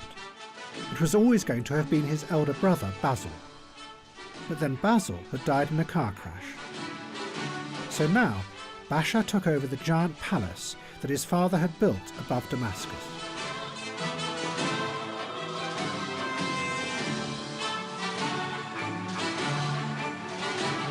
Up to this point, Bashar had not been interested in politics. He was fascinated by computers. He founded the Syrian Computer Society and brought the internet to the country. His favourite band was the Electric Light Orchestra. But now he was president. And he set out to attack America.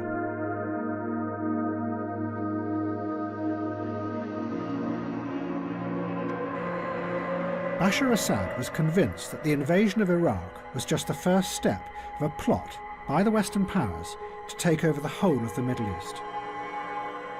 He knew that the invasion had outraged many of the radical Islamists in Syria, and what they most wanted to do was to go to Iraq and kill Americans.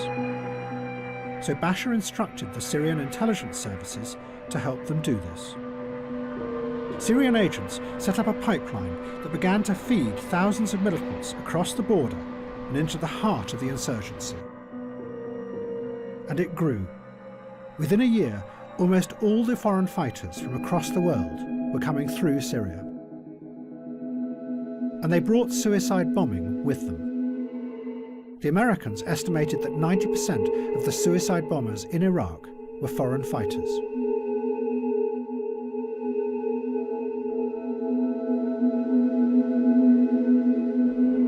But it began to run out of control. Most of the jihadists had joined the group Al-Qaeda in Iraq, that then turned to killing Shiites in an attempt to create a civil war. And the force that had originally been invented by the Shiites, suicide bombing, now returned and started to kill them. then this. A moment of silence before people realised what was happening. A few seconds ago, we just had repeated explosions in the street below me. People are now fleeing in terror from the central square around the mosque. This is what everybody feared. We just heard another explosion in the distance, that somebody would try to target this religious festival to try to bring about a sectarian conflict in Iraq.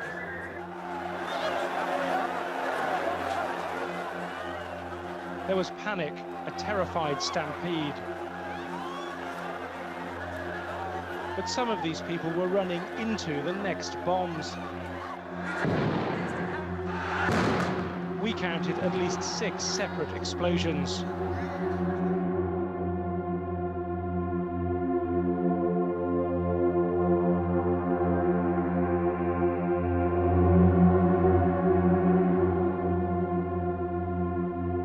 Tony Blair and George Bush were faced by disaster.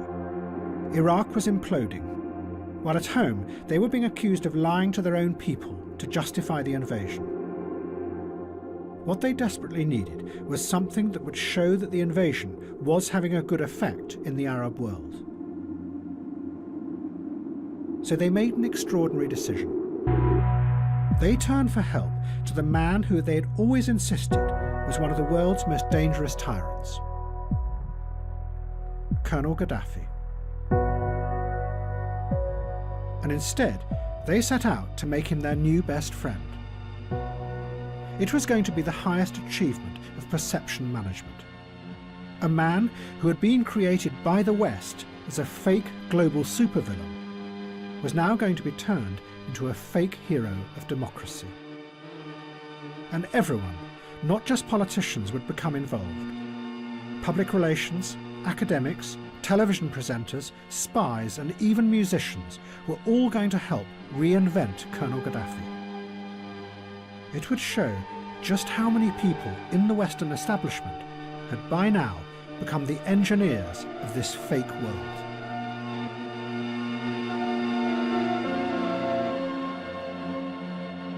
Ever since he had been accused of the Lockerbie bombing, Colonel Gaddafi had been a complete outcast. The West had imposed sanctions on Libya, and the economy was falling apart. But then suddenly, Tony Blair broke live into the BBC Evening News.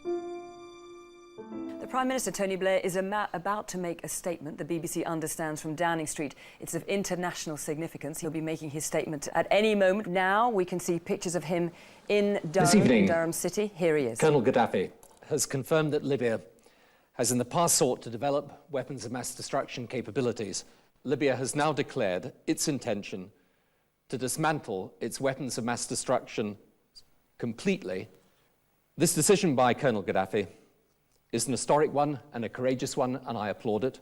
Today in Tripoli, the leader of Libya, Colonel Muammar al-Gaddafi, publicly confirmed his commitment to disclose and dismantle all weapons of mass destruction programs in his country. Colonel Gaddafi now became for Western politicians a heroic figure. His decision to give up his weapons of mass destruction seemed to prove that the invasion of Iraq could transform the Middle East. And Tony Blair travelled to meet Gaddafi in his desert tent, to welcome him back into what one journalist called the community of civilized nations.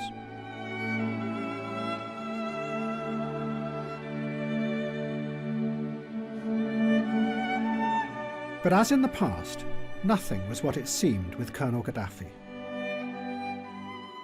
In reality, Gaddafi did not really have the terrifying weapons of mass destruction that he was promising to destroy. His nuclear program had stuttered to a halt long ago and never produced anything dangerous. He had managed to buy some equipment on the black market, but his technicians had been unable to assemble it. His biological weapons were non-existent. All he had was some old mustard gas in leaking barrels. But now, he had to pretend to have a terrifying arsenal of weapons, and the West had to pretend that they had avoided another global threat. And then the made-up stories became even more complicated. As part of the deal, the West said that if Gaddafi admitted that Libya had done the Lockerbie bombing, then they would lift the sanctions. But many of those who had investigated Lockerbie were still convinced that Libya hadn't done it, that really it had been Syria. But Colonel Gaddafi confessed. His son Saif was interviewed about this confession. He said that his father was simply pretending that he had been behind the Lockerbie bombing to get the sanctions lifted, that new lies were being built on top of old lies to construct a completely make-believe world. You have to accept, or you had to accept at that time, the responsibility, because you have to accept responsibilities, you have to pay compensation in order to get rid of the sanction. It means we did that not because we are convinced that we did it, but because to find an exit out of this nightmare. So what you're saying is that you accept responsibility, but you're not admitting that you did it? Yes.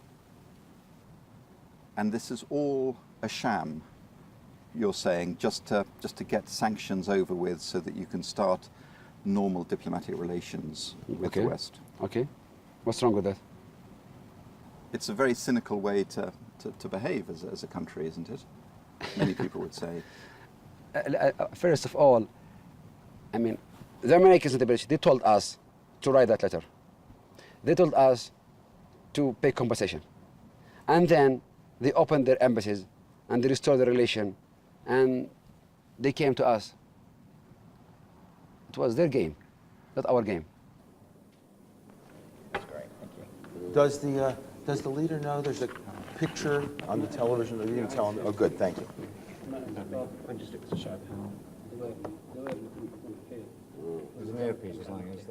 Public relations companies then came to Libya to do what they called reframing the narrative. One firm was paid $3 million to turn Gaddafi into what they described as a modern world thinker. Is that going to be there or not? Okay. We're going in 10. They did this by bringing other famous world thinkers and TV presenters out to Libya to meet the colonel and discuss his theories.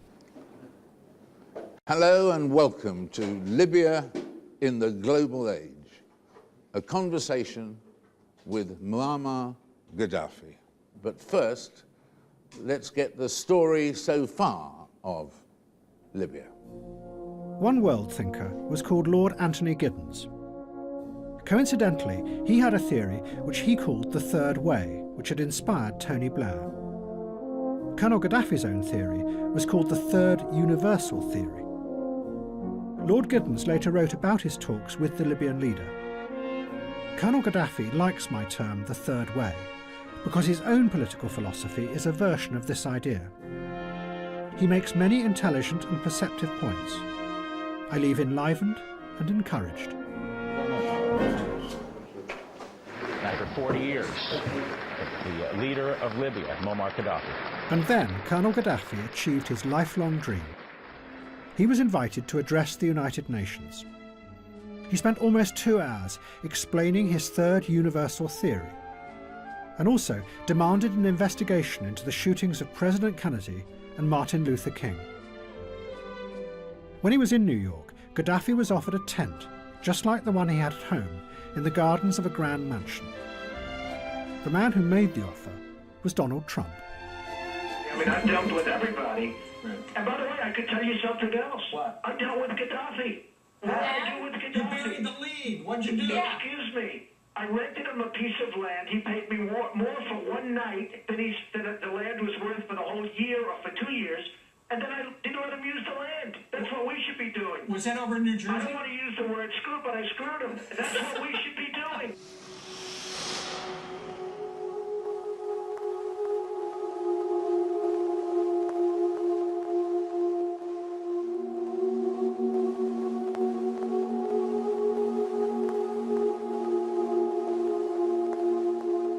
People in Britain and America now began to turn away from politics. The effect of the Iraq War had been very powerful. Not only did millions of people feel that they had been lied to over the weapons of mass destruction, but there was a deeper feeling that whatever they did or said had no effect. That despite the mass protests and the fears and the warnings, the war had happened anyway. Liberals, radicals, and a whole new generation of young people retreated. They turned instead to another world that was free of this hypocrisy and the corruption of politics. They went into cyberspace. Once upon a time there was you and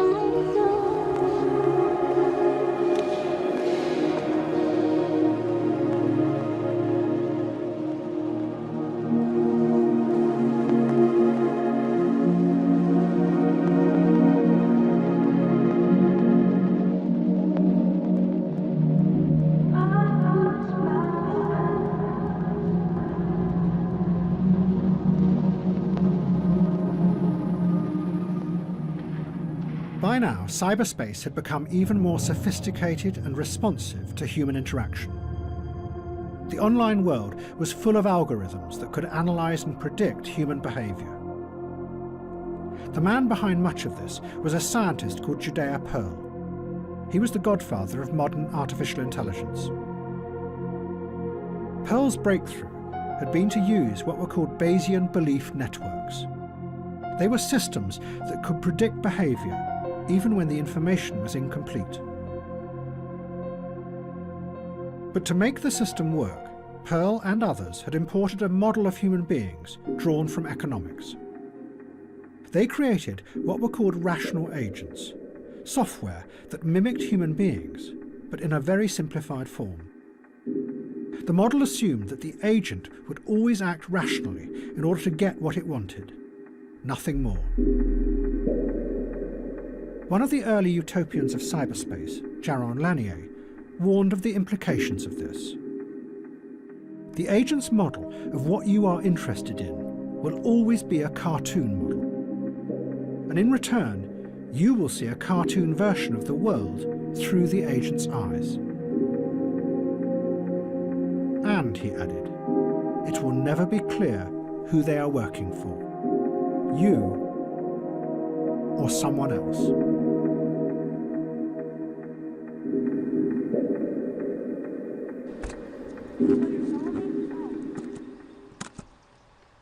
New technology began to allow people to upload millions of images and videos into cyberspace.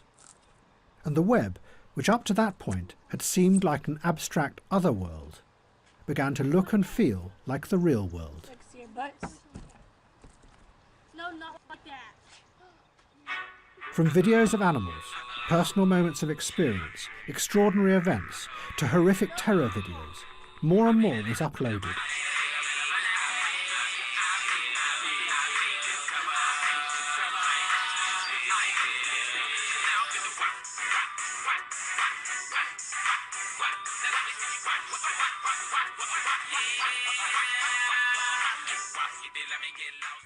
And in a strange, sad twist, the first terrorist beheading video that was posted online was that of Judea Pearl's own son, Daniel Pearl. He was a journalist for the Wall Street Journal and had been kidnapped by radical Islamists in Pakistan.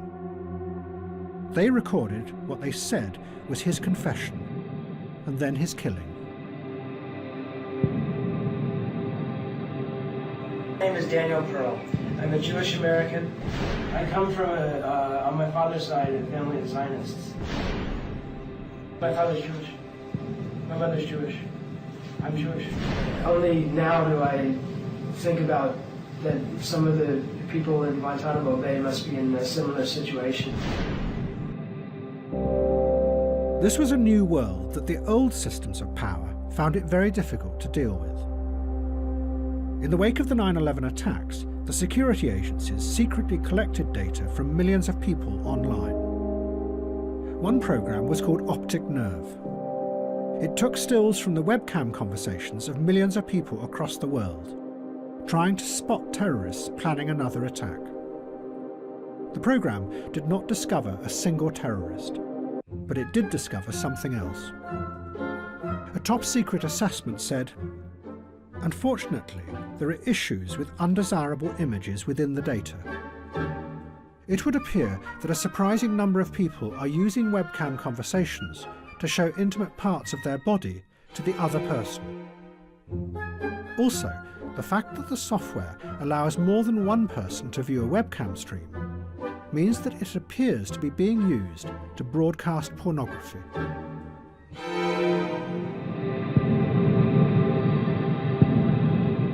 But increasingly, people were using the internet in other ways, to present themselves as they wanted to be seen. I guess a video blog is about me. I don't really want to tell you where I live because you could, stalk me. The web drew people in because it was mesmerizing. It was somewhere that you could explore and get lost in any way you wanted. But behind the screen, like in a two-way mirror, the simplified agents were watching and predicting and guiding your hand on the mouse. Stop.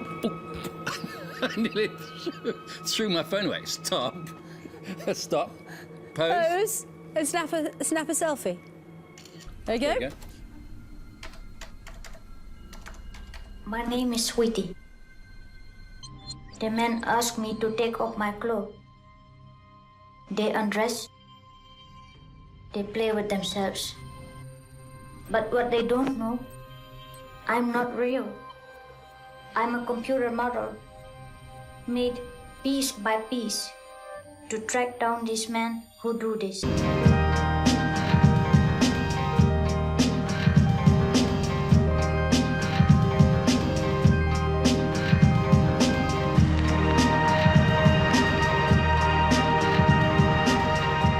As the intelligence systems online gathered ever more data, new forms of guidance began to emerge.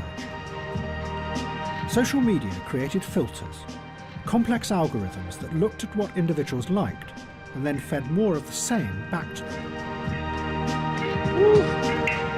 In the process, individuals began to move, without noticing, into bubbles that isolated them from enormous amounts of other information. They only heard and saw what they liked. And the news feeds increasingly excluded anything that might challenge people's pre-existing beliefs. Now it's alright, I know when my own life is coming, I say you will call on yourself.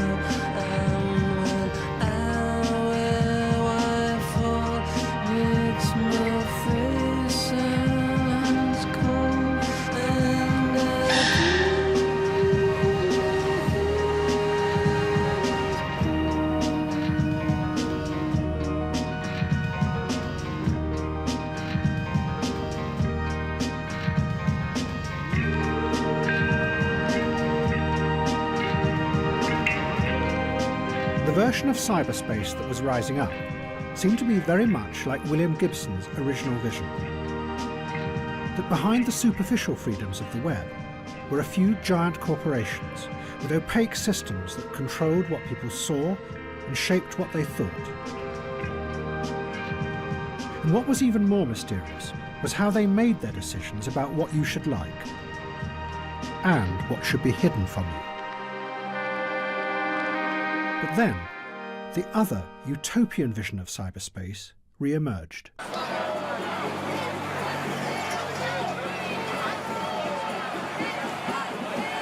Taking over the roadway.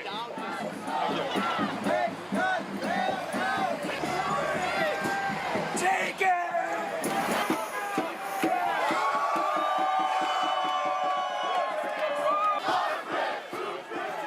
After the financial crash of 2008, the politicians saved the banks. But they did practically nothing about the massive corruption that was revealed in its wake. And the reason they gave was that it might destabilise the system. Public anger burst out. The Occupy movement took over Wall Street, and then the Senate in Washington. The issue is that certain individuals that are very wealthy have pretty much corrupted our political system, and this is like the heart of it. I mean, this is a Senate building. These people have been bought off, and they basically corrupted our democracy, and it's literally killing people. I'm an Iraqi war vet. I went to Iraq in 2009. I see what happens firsthand when we let corruption rule our government and our democracy, and we're coming here today basically just to raise awareness. What drove the Occupy movement was the original dream of the internet that people like John Perry Barlow had outlined in the early 1990s. In his declaration of the independence of cyberspace, Barlow had described a new world, free of politics and the old hierarchies of power. A space where people connected together as equals in a network, and built a new society without leaders. Now, the Occupy movement set out to build that kind of society in the real world. The camps were to be the models. All the meetings used the idea of the human microphone. People throughout the crowd repeated a speaker's words so everyone could hear them. We are now going to vote on whether to stay here for the next 2 hours or leave now. But if someone wanted to challenge the speaker, the human amplifiers also had to repeat their words. So their voice had equal power. What she said, what she said, what's that, the proposal. Each person was an autonomous individual who expressed what they believed. But together they became components in a network that organised itself through the feedback of information around the system. You could organise people without the exercise of power. Protests in Egypt.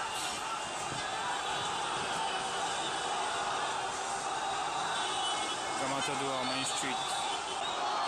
Looks like chaos, looks like police running around and a few hundred people walking down the street.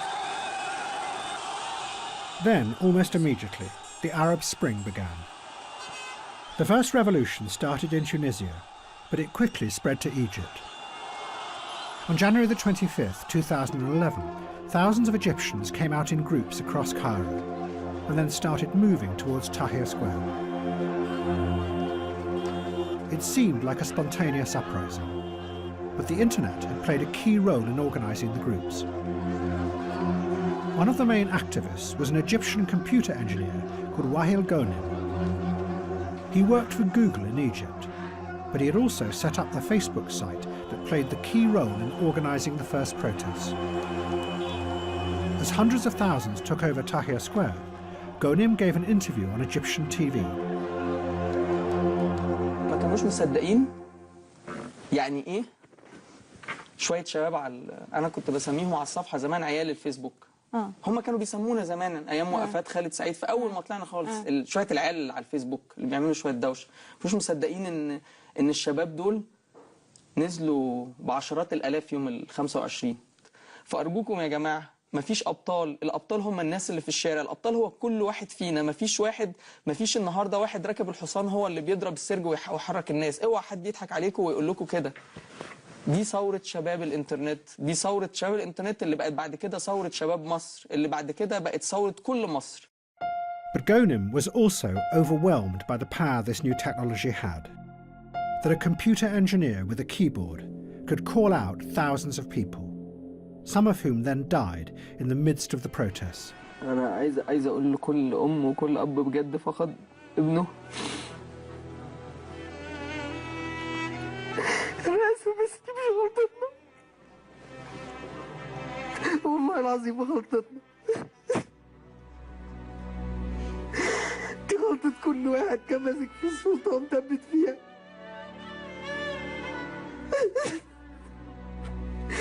عايز أمشي.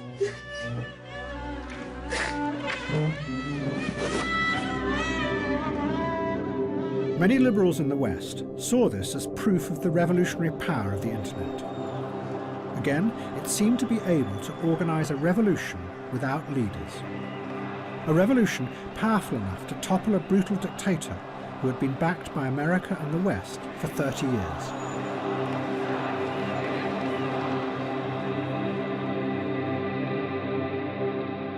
But the internet radicals were not the only ones who saw their dreams being fulfilled in the Arab Spring. Many of the political leaders of the West also enthusiastically supported the revolutions because it seemed to fit with their simple idea of regime change. It might have failed in Iraq, but now the people everywhere were rising up to rid themselves of the evil tyrants, and democracy would flourish.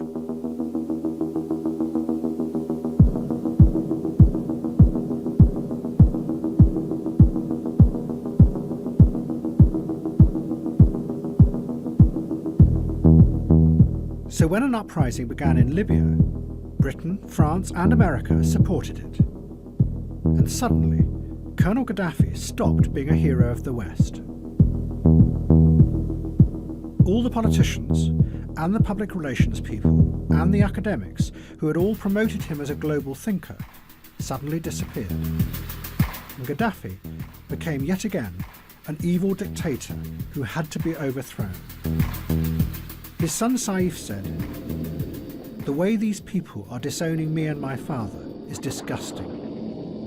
Just a few months ago, we were being treated as honoured friends. Now that rebels are threatening our country, these cowards are turning on us." Colonel Gaddafi retreated to the ruins of the house that the Americans had bombed 30 years before and addressed the world. Those who love Muammar Gaddafi is the glory. If I had a position, if I were a president, I would have resigned. I would have thrown my resignation in your face. But I have no position, no post. I have nowhere to resign from. I have my gun. I have my rifle to fight for Libya. Withdraw your children from the streets. Take your children back. They are dragging your children, they're making your children drunk, and they're sending them to hell. Your children will die. What for?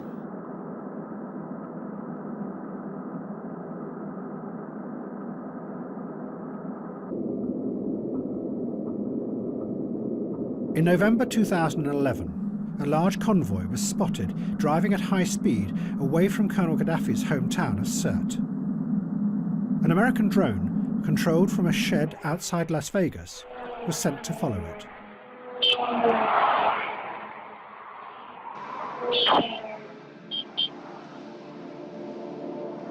The operator fired a missile at the lead car of the convoy.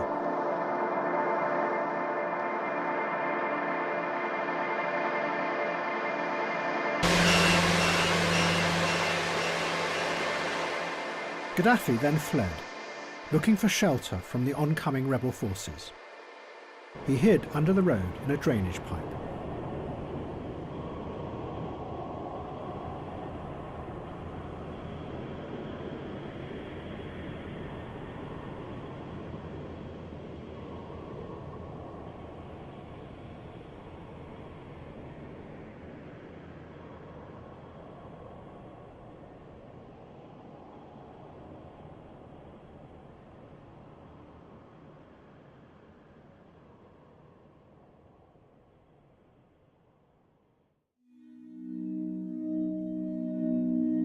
But instead of becoming a democracy, Libya began to descend into chaos.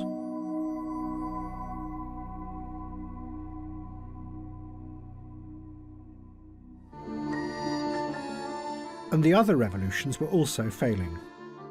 The Occupy camps had become trapped in endless meetings, and it became clear that there was a terrible confusion at the heart of the movement. The radicals had believed that if they could create a new way of organising people, then a new society would emerge. But what they did not have was a picture of what that society would be like, a vision of the future. The truth was that their revolution was not about an idea. It was about how you manage things. And those who had started the revolution in Egypt came face to face with the same terrible fact. Social media had helped to bring people together in Tahrir Square. But once there, the internet gave no clue as to what kind of new society they could create in Egypt. The movement stalled. And a group that did have a powerful idea, the Muslim Brotherhood, rushed in to fill the vacuum. The Brotherhood took power in an election, and one of them, Mohamed Morsi, became president. The liberals and the left were shocked, and bit by bit they turned back to the military, protesting, asking them to save the revolution from being captured by Islamists. In the spring of 2013, the military took action. They arrested the president and killed hundreds of his supporters who protested. And an extraordinary spectacle unfolded in Tahrir Square. Thousands of the liberal activists who had begun the revolution 2 years before, summoned by social media, now welcomed the military back by waving their laser pens at the helicopters flying overhead.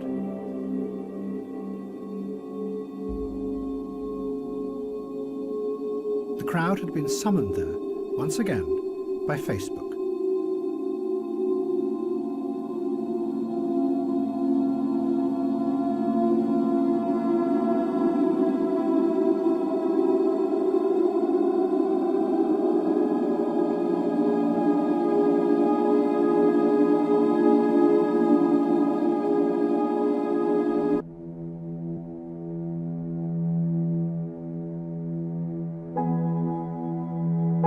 After the failure of the revolutions, it was not just the radicals.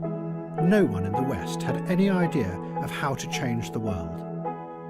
At home, the politicians had given so much of their power away to finance and the ever-growing managerial bureaucracies that they, in effect, had become managers themselves. While abroad, all their adventures had failed, and their simplistic vision of the world had been exposed as dangerous and destructive.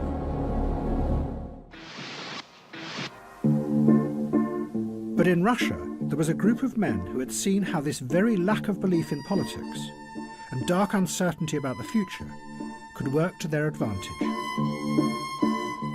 What they had done was turn politics into a strange theatre, where nobody knew what was true or what was fake any longer. They were called political technologists, and they were the key figures behind President Putin. They had kept him in power, unchallenged, for 15 years. Some of them had been dissidents back in the 1970s, and had been powerfully influenced by the science fiction writings of the Strugatsky brothers. 20 years later, when Russia fell apart after the end of communism, they rose up and took control of the media. And they used it to manipulate the electorate on a vast scale.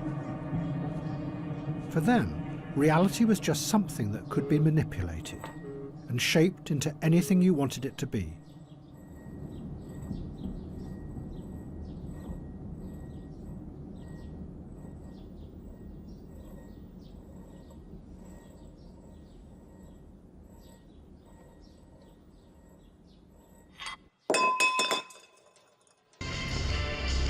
But then a technologist emerged who went much further, and his ideas would become central to Putin's grip on power.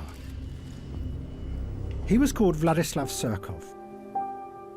Surkov came originally from the theatre world, and those who have studied his career say that what he did was take avant-garde ideas from the theatre and bring them into the heart of politics. Surkov's aim was not just to manipulate people, but to go deeper and play with and undermine their very perception of the world, so they are never sure what is really happening.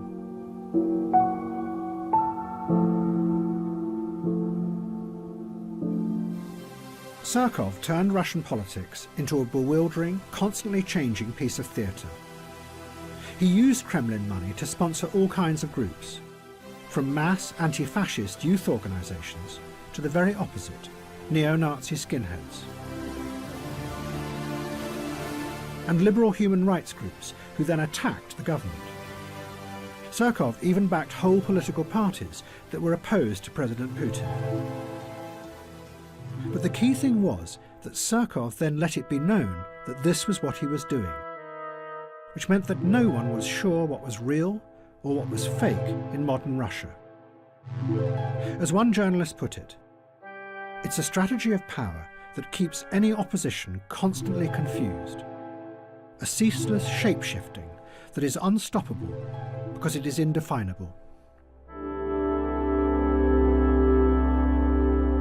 Meanwhile, real power was elsewhere, hidden away behind the stage, exercised without anyone seeing it. And then, the same thing seemed to start happening in the West. By now, it was becoming ever more clear that the system had deep flaws.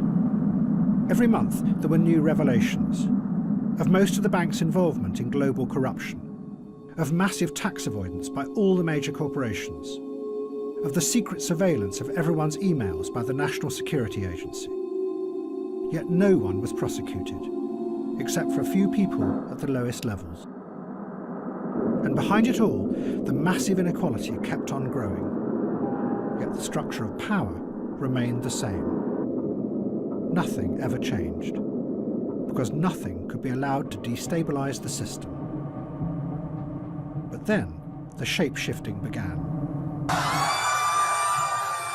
Thank you very much. So nice. So amazing.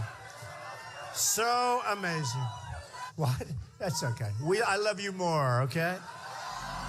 The campaign that Donald Trump ran was unlike anything before in politics. Nothing was fixed. What he said, who he attacked, and how he attacked them was constantly changing and shifting. Trump attacked his Republican rivals as being all part of a broken and corrupt system, a politics where everyone could be bought, using words that could have come from the Occupy movement. You've also donated to several Democratic candidates, Hillary Clinton included, Nancy Pelosi. You explained away those donations, saying you did that to get business-related favors. And you said recently, quote, "When you give, they do whatever the hell you want them to do." You better believe it. So what specifically did they do? If I ask them, if I need them, you know, most of the people on this stage I've given to, just so you understand, a lot of money. I will tell you that our system is broken. I give to many people. Before 2 months ago, I was a businessman. I give to everybody. When they call, I give. And you know what? When I need something from them, 2 years later, 3 years later, I call them. They are there for me. And that's a broken system.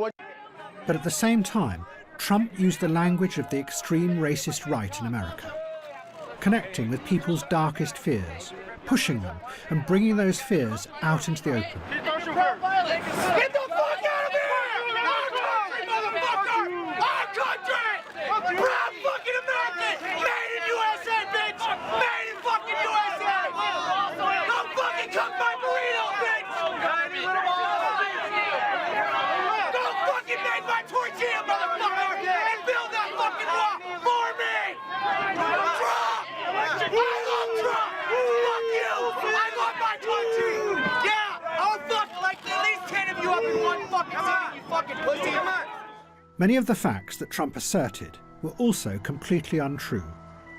But Trump didn't care.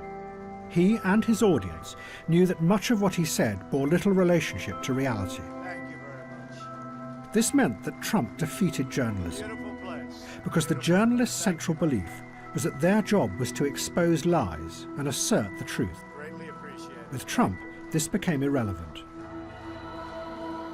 Not surprisingly, Vladimir Putin admired this. Что вы думаете о Дональде Трампа? Ну, он яркий очень человек, талантливый, без всяких сомнений. Но это не наше дело определять его достоинство, это дело избирателей в Соединенных Штатах. Но он абсолютный лидер, мы сегодня видим, президентской гонки. Он говорит о том, что хочет перейти к другому уровню отношений, более плотному, глубокому уровню отношений с Россией. Но разве мы можем это не приветствовать? Конечно, мы это приветствуем. Все, что касается внутриполитических вещей, его обороты речи, что он использует для повышения своей популярности, повторяю еще раз, это не наше дело оценивать эту его работу. Спасибо.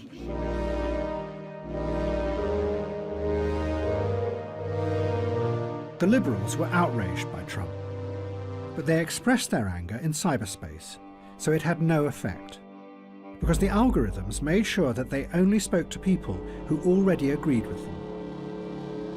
Instead, ironically, their waves of angry messages and tweets benefited the large corporations who ran the social media platforms. One online analyst put it simply: angry people click more. It meant that the radical fury that came like waves across the internet no longer had the power to change the world. Instead, it was becoming a fuel that was feeding the new systems of power and making them ever more powerful. But none of the Liberals could possibly imagine that Donald Trump could ever win the nomination. It was just a giant pantomime. And then, of course, there's Donald Trump. Donald Trump has been saying that he will run for president as a Republican, which is surprising since I just assumed he was running as a joke.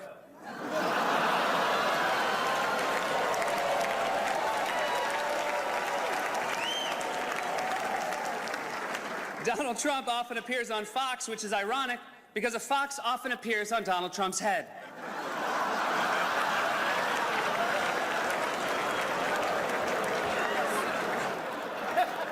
Donald Trump owns the Miss USA pageant, which is great for Republicans because it will streamline their search for a vice president.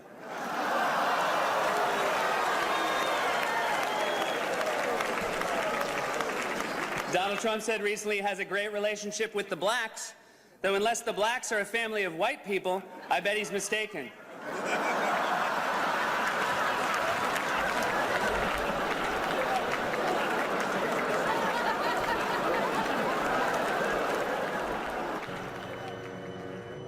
But underneath the liberal disdain, both Donald Trump in America and Vladislav Surkov in Russia had realized the same thing: that the version of reality that politics presented was no longer believable, that the stories politicians told their people about the world had stopped making sense. And in the face of that, you could play with reality, constantly shifting and changing, and in the process, further undermine and weaken the old forms of power.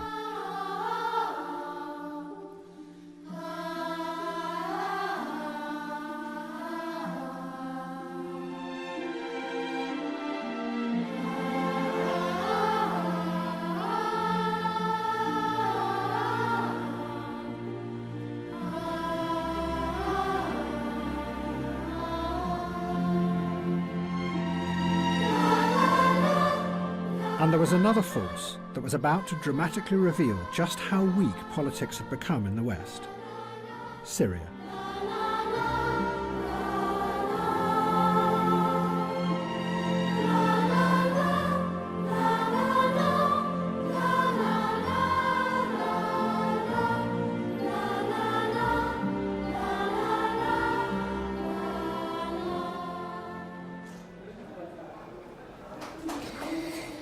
The attack happened here at a central police station in Damascus. Police say the bomber came up the stairs. Police then opened fire, and then police say he detonated the explosives. And the damage is here to see. Behind me, the pockmarked walls where the ball bearings hit. Blood splattered on the walls. And the force of the blast caused walls to collapse. And everything is topsy-turvy, everything destroyed.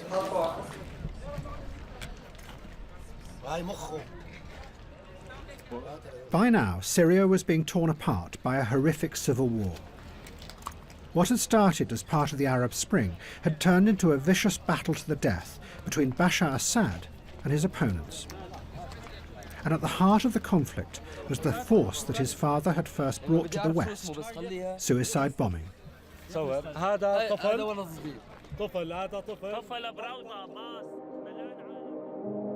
in the 1980s, Bashar Assad's father had seen suicide bombing as a weapon he could use to force the Americans out of the Middle East. But over the next 30 years, it had shifted and mutated into something that had now ended up doing the very opposite, tearing the Arab world apart. Hafez al-Assad's dream of a powerful and united Arab world was now destroyed. In Iraq, extremist Sunni groups had used suicide bombing as a way to start a sectarian war. And now, groups like ISIS brought the same techniques into Syria to attack not just Assad's son, but his fellow Shiites.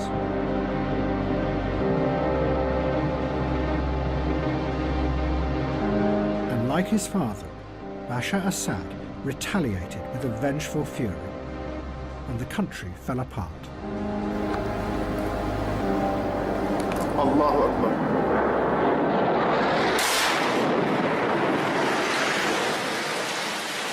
Allahu Akbar. Allahu Akbar.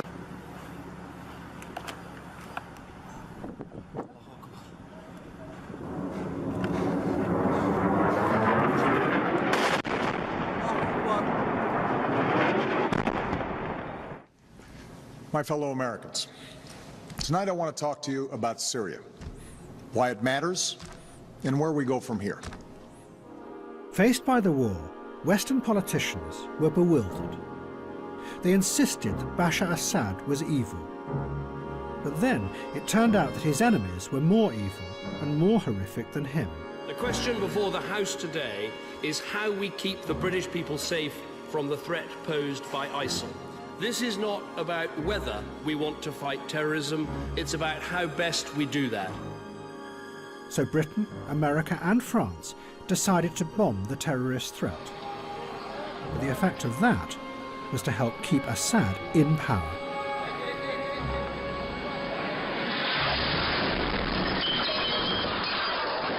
Then it became more confusing. Suddenly, the Russians intervened. President Putin sent hundreds of planes and combat troops to support Assad. But no one knew what their underlying aim was. They seemed to be using a strategy that Vladislav Surkov had developed in the Ukraine. He called it non-linear warfare. It was a new kind of war, where you never know what the enemy are really up to.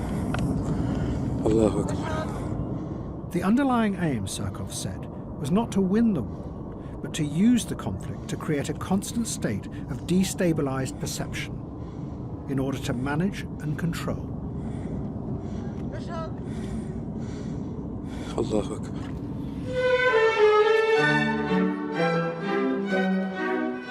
In March 2016, the Russians suddenly announced with a great fanfare that they were leaving Syria. And a concert was held in the ruins of Palmyra to celebrate the withdrawal. But in reality, the Russians never left. They are still there, and still no one knows what they really want. كانت الأمور أسهل مما كنا نتصور رغم أن هذا المكان كان له أهمية. And within Syria, there was a new Islamist ideologist who was determined to exploit the growing uncertainties in Europe and America. He was called Abu Musab al-Suri, the Syrian. وبالمثال هذا يقع فيه كثير من الكتاب الذين اختاروا أن يكونوا كتاب جهاديين وكتاب للجهاد وما مارسوا الجهاد ولا Al-Suri had originally worked with Osama bin Laden in Afghanistan, but he had turned against him. Al-Suri gave lectures that had a powerful effect on the Islamist movement. He argued that bin Laden had been wrong to attack the West head-on, because it created a massive military response that had almost destroyed Islamism. Instead, Al-Suri said, independent groups or individuals should stage random small-scale attacks on civilians in Europe and America. The aim was to spread fear, uncertainty and doubt, and undermine the already failing authority of Western politicians.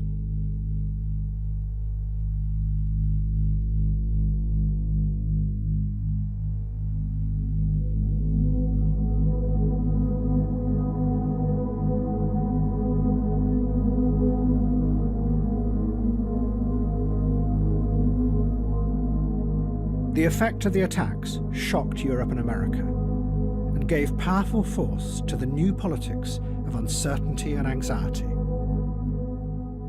I'm sure that you, with me, share the absolute horror and total revulsion at what happened in Paris last Friday. And I'm afraid there is, and we have to be honest and frank about this and talk about these things without being fearful. There is a problem with some of the Muslim community in this country. There is a problem, and we have to be honest about it. Our politicians, I'm afraid, haven't had the guts. This could be the great Trojan horse of all time. Because you look at the migration, study it, look at it. Now they'll start infiltrating with women and children. Both the Brexit campaign in Britain and Donald Trump in America did exactly what al-Suri had predicted. They used the fear to dramatise a world where everything, even going to a restaurant, had become a risky event. And what had been seen as doomed campaigns on the fringes of society that could never win became frighteningly real. I am genuinely freaked out right now about this whole Brexit thing, because we'd all been told that it wasn't going to happen. Like, it was going away from Brexiting and onto the staying. And because I had this, like, bedrock belief. I have friends who, like, live and work in London. They said, oh, don't worry, we're very sensible people. This isn't going to happen. It's a lot of talk, but that we don't do that sort of stuff here. They were wrong. And it really kind of crushes my view of, like, what can happen that is bad that we don't think is going to happen. Like, it's just not supposed to happen.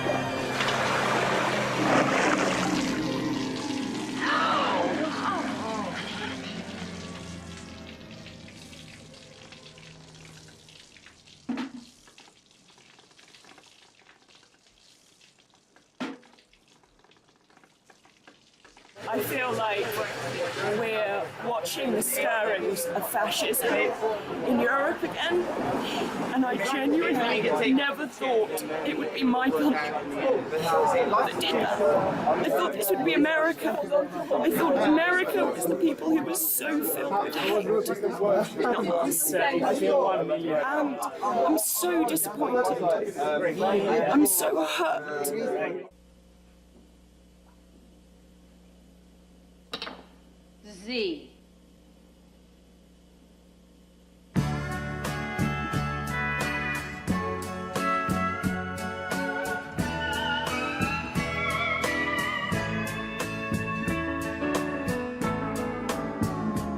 You must think my bed's a bus stop.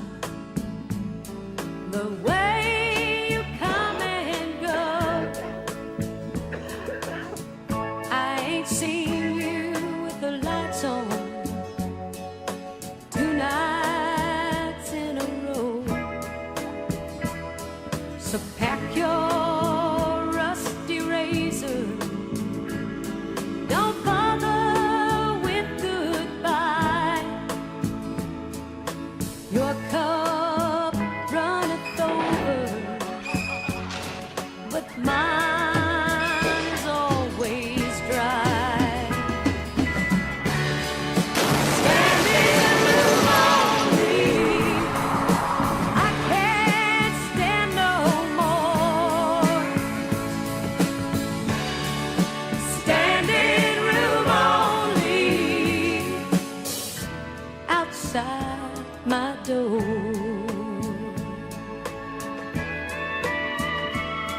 Don't help me set the table, 'cause now there's one less place.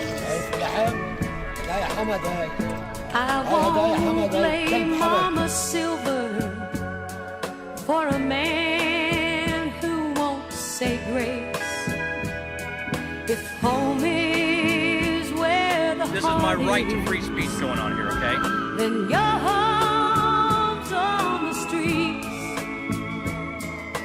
Me, I'll read a good book, turn out the lights, and go to sleep. Standing room only, I can't stand no more, no more. Standing room only.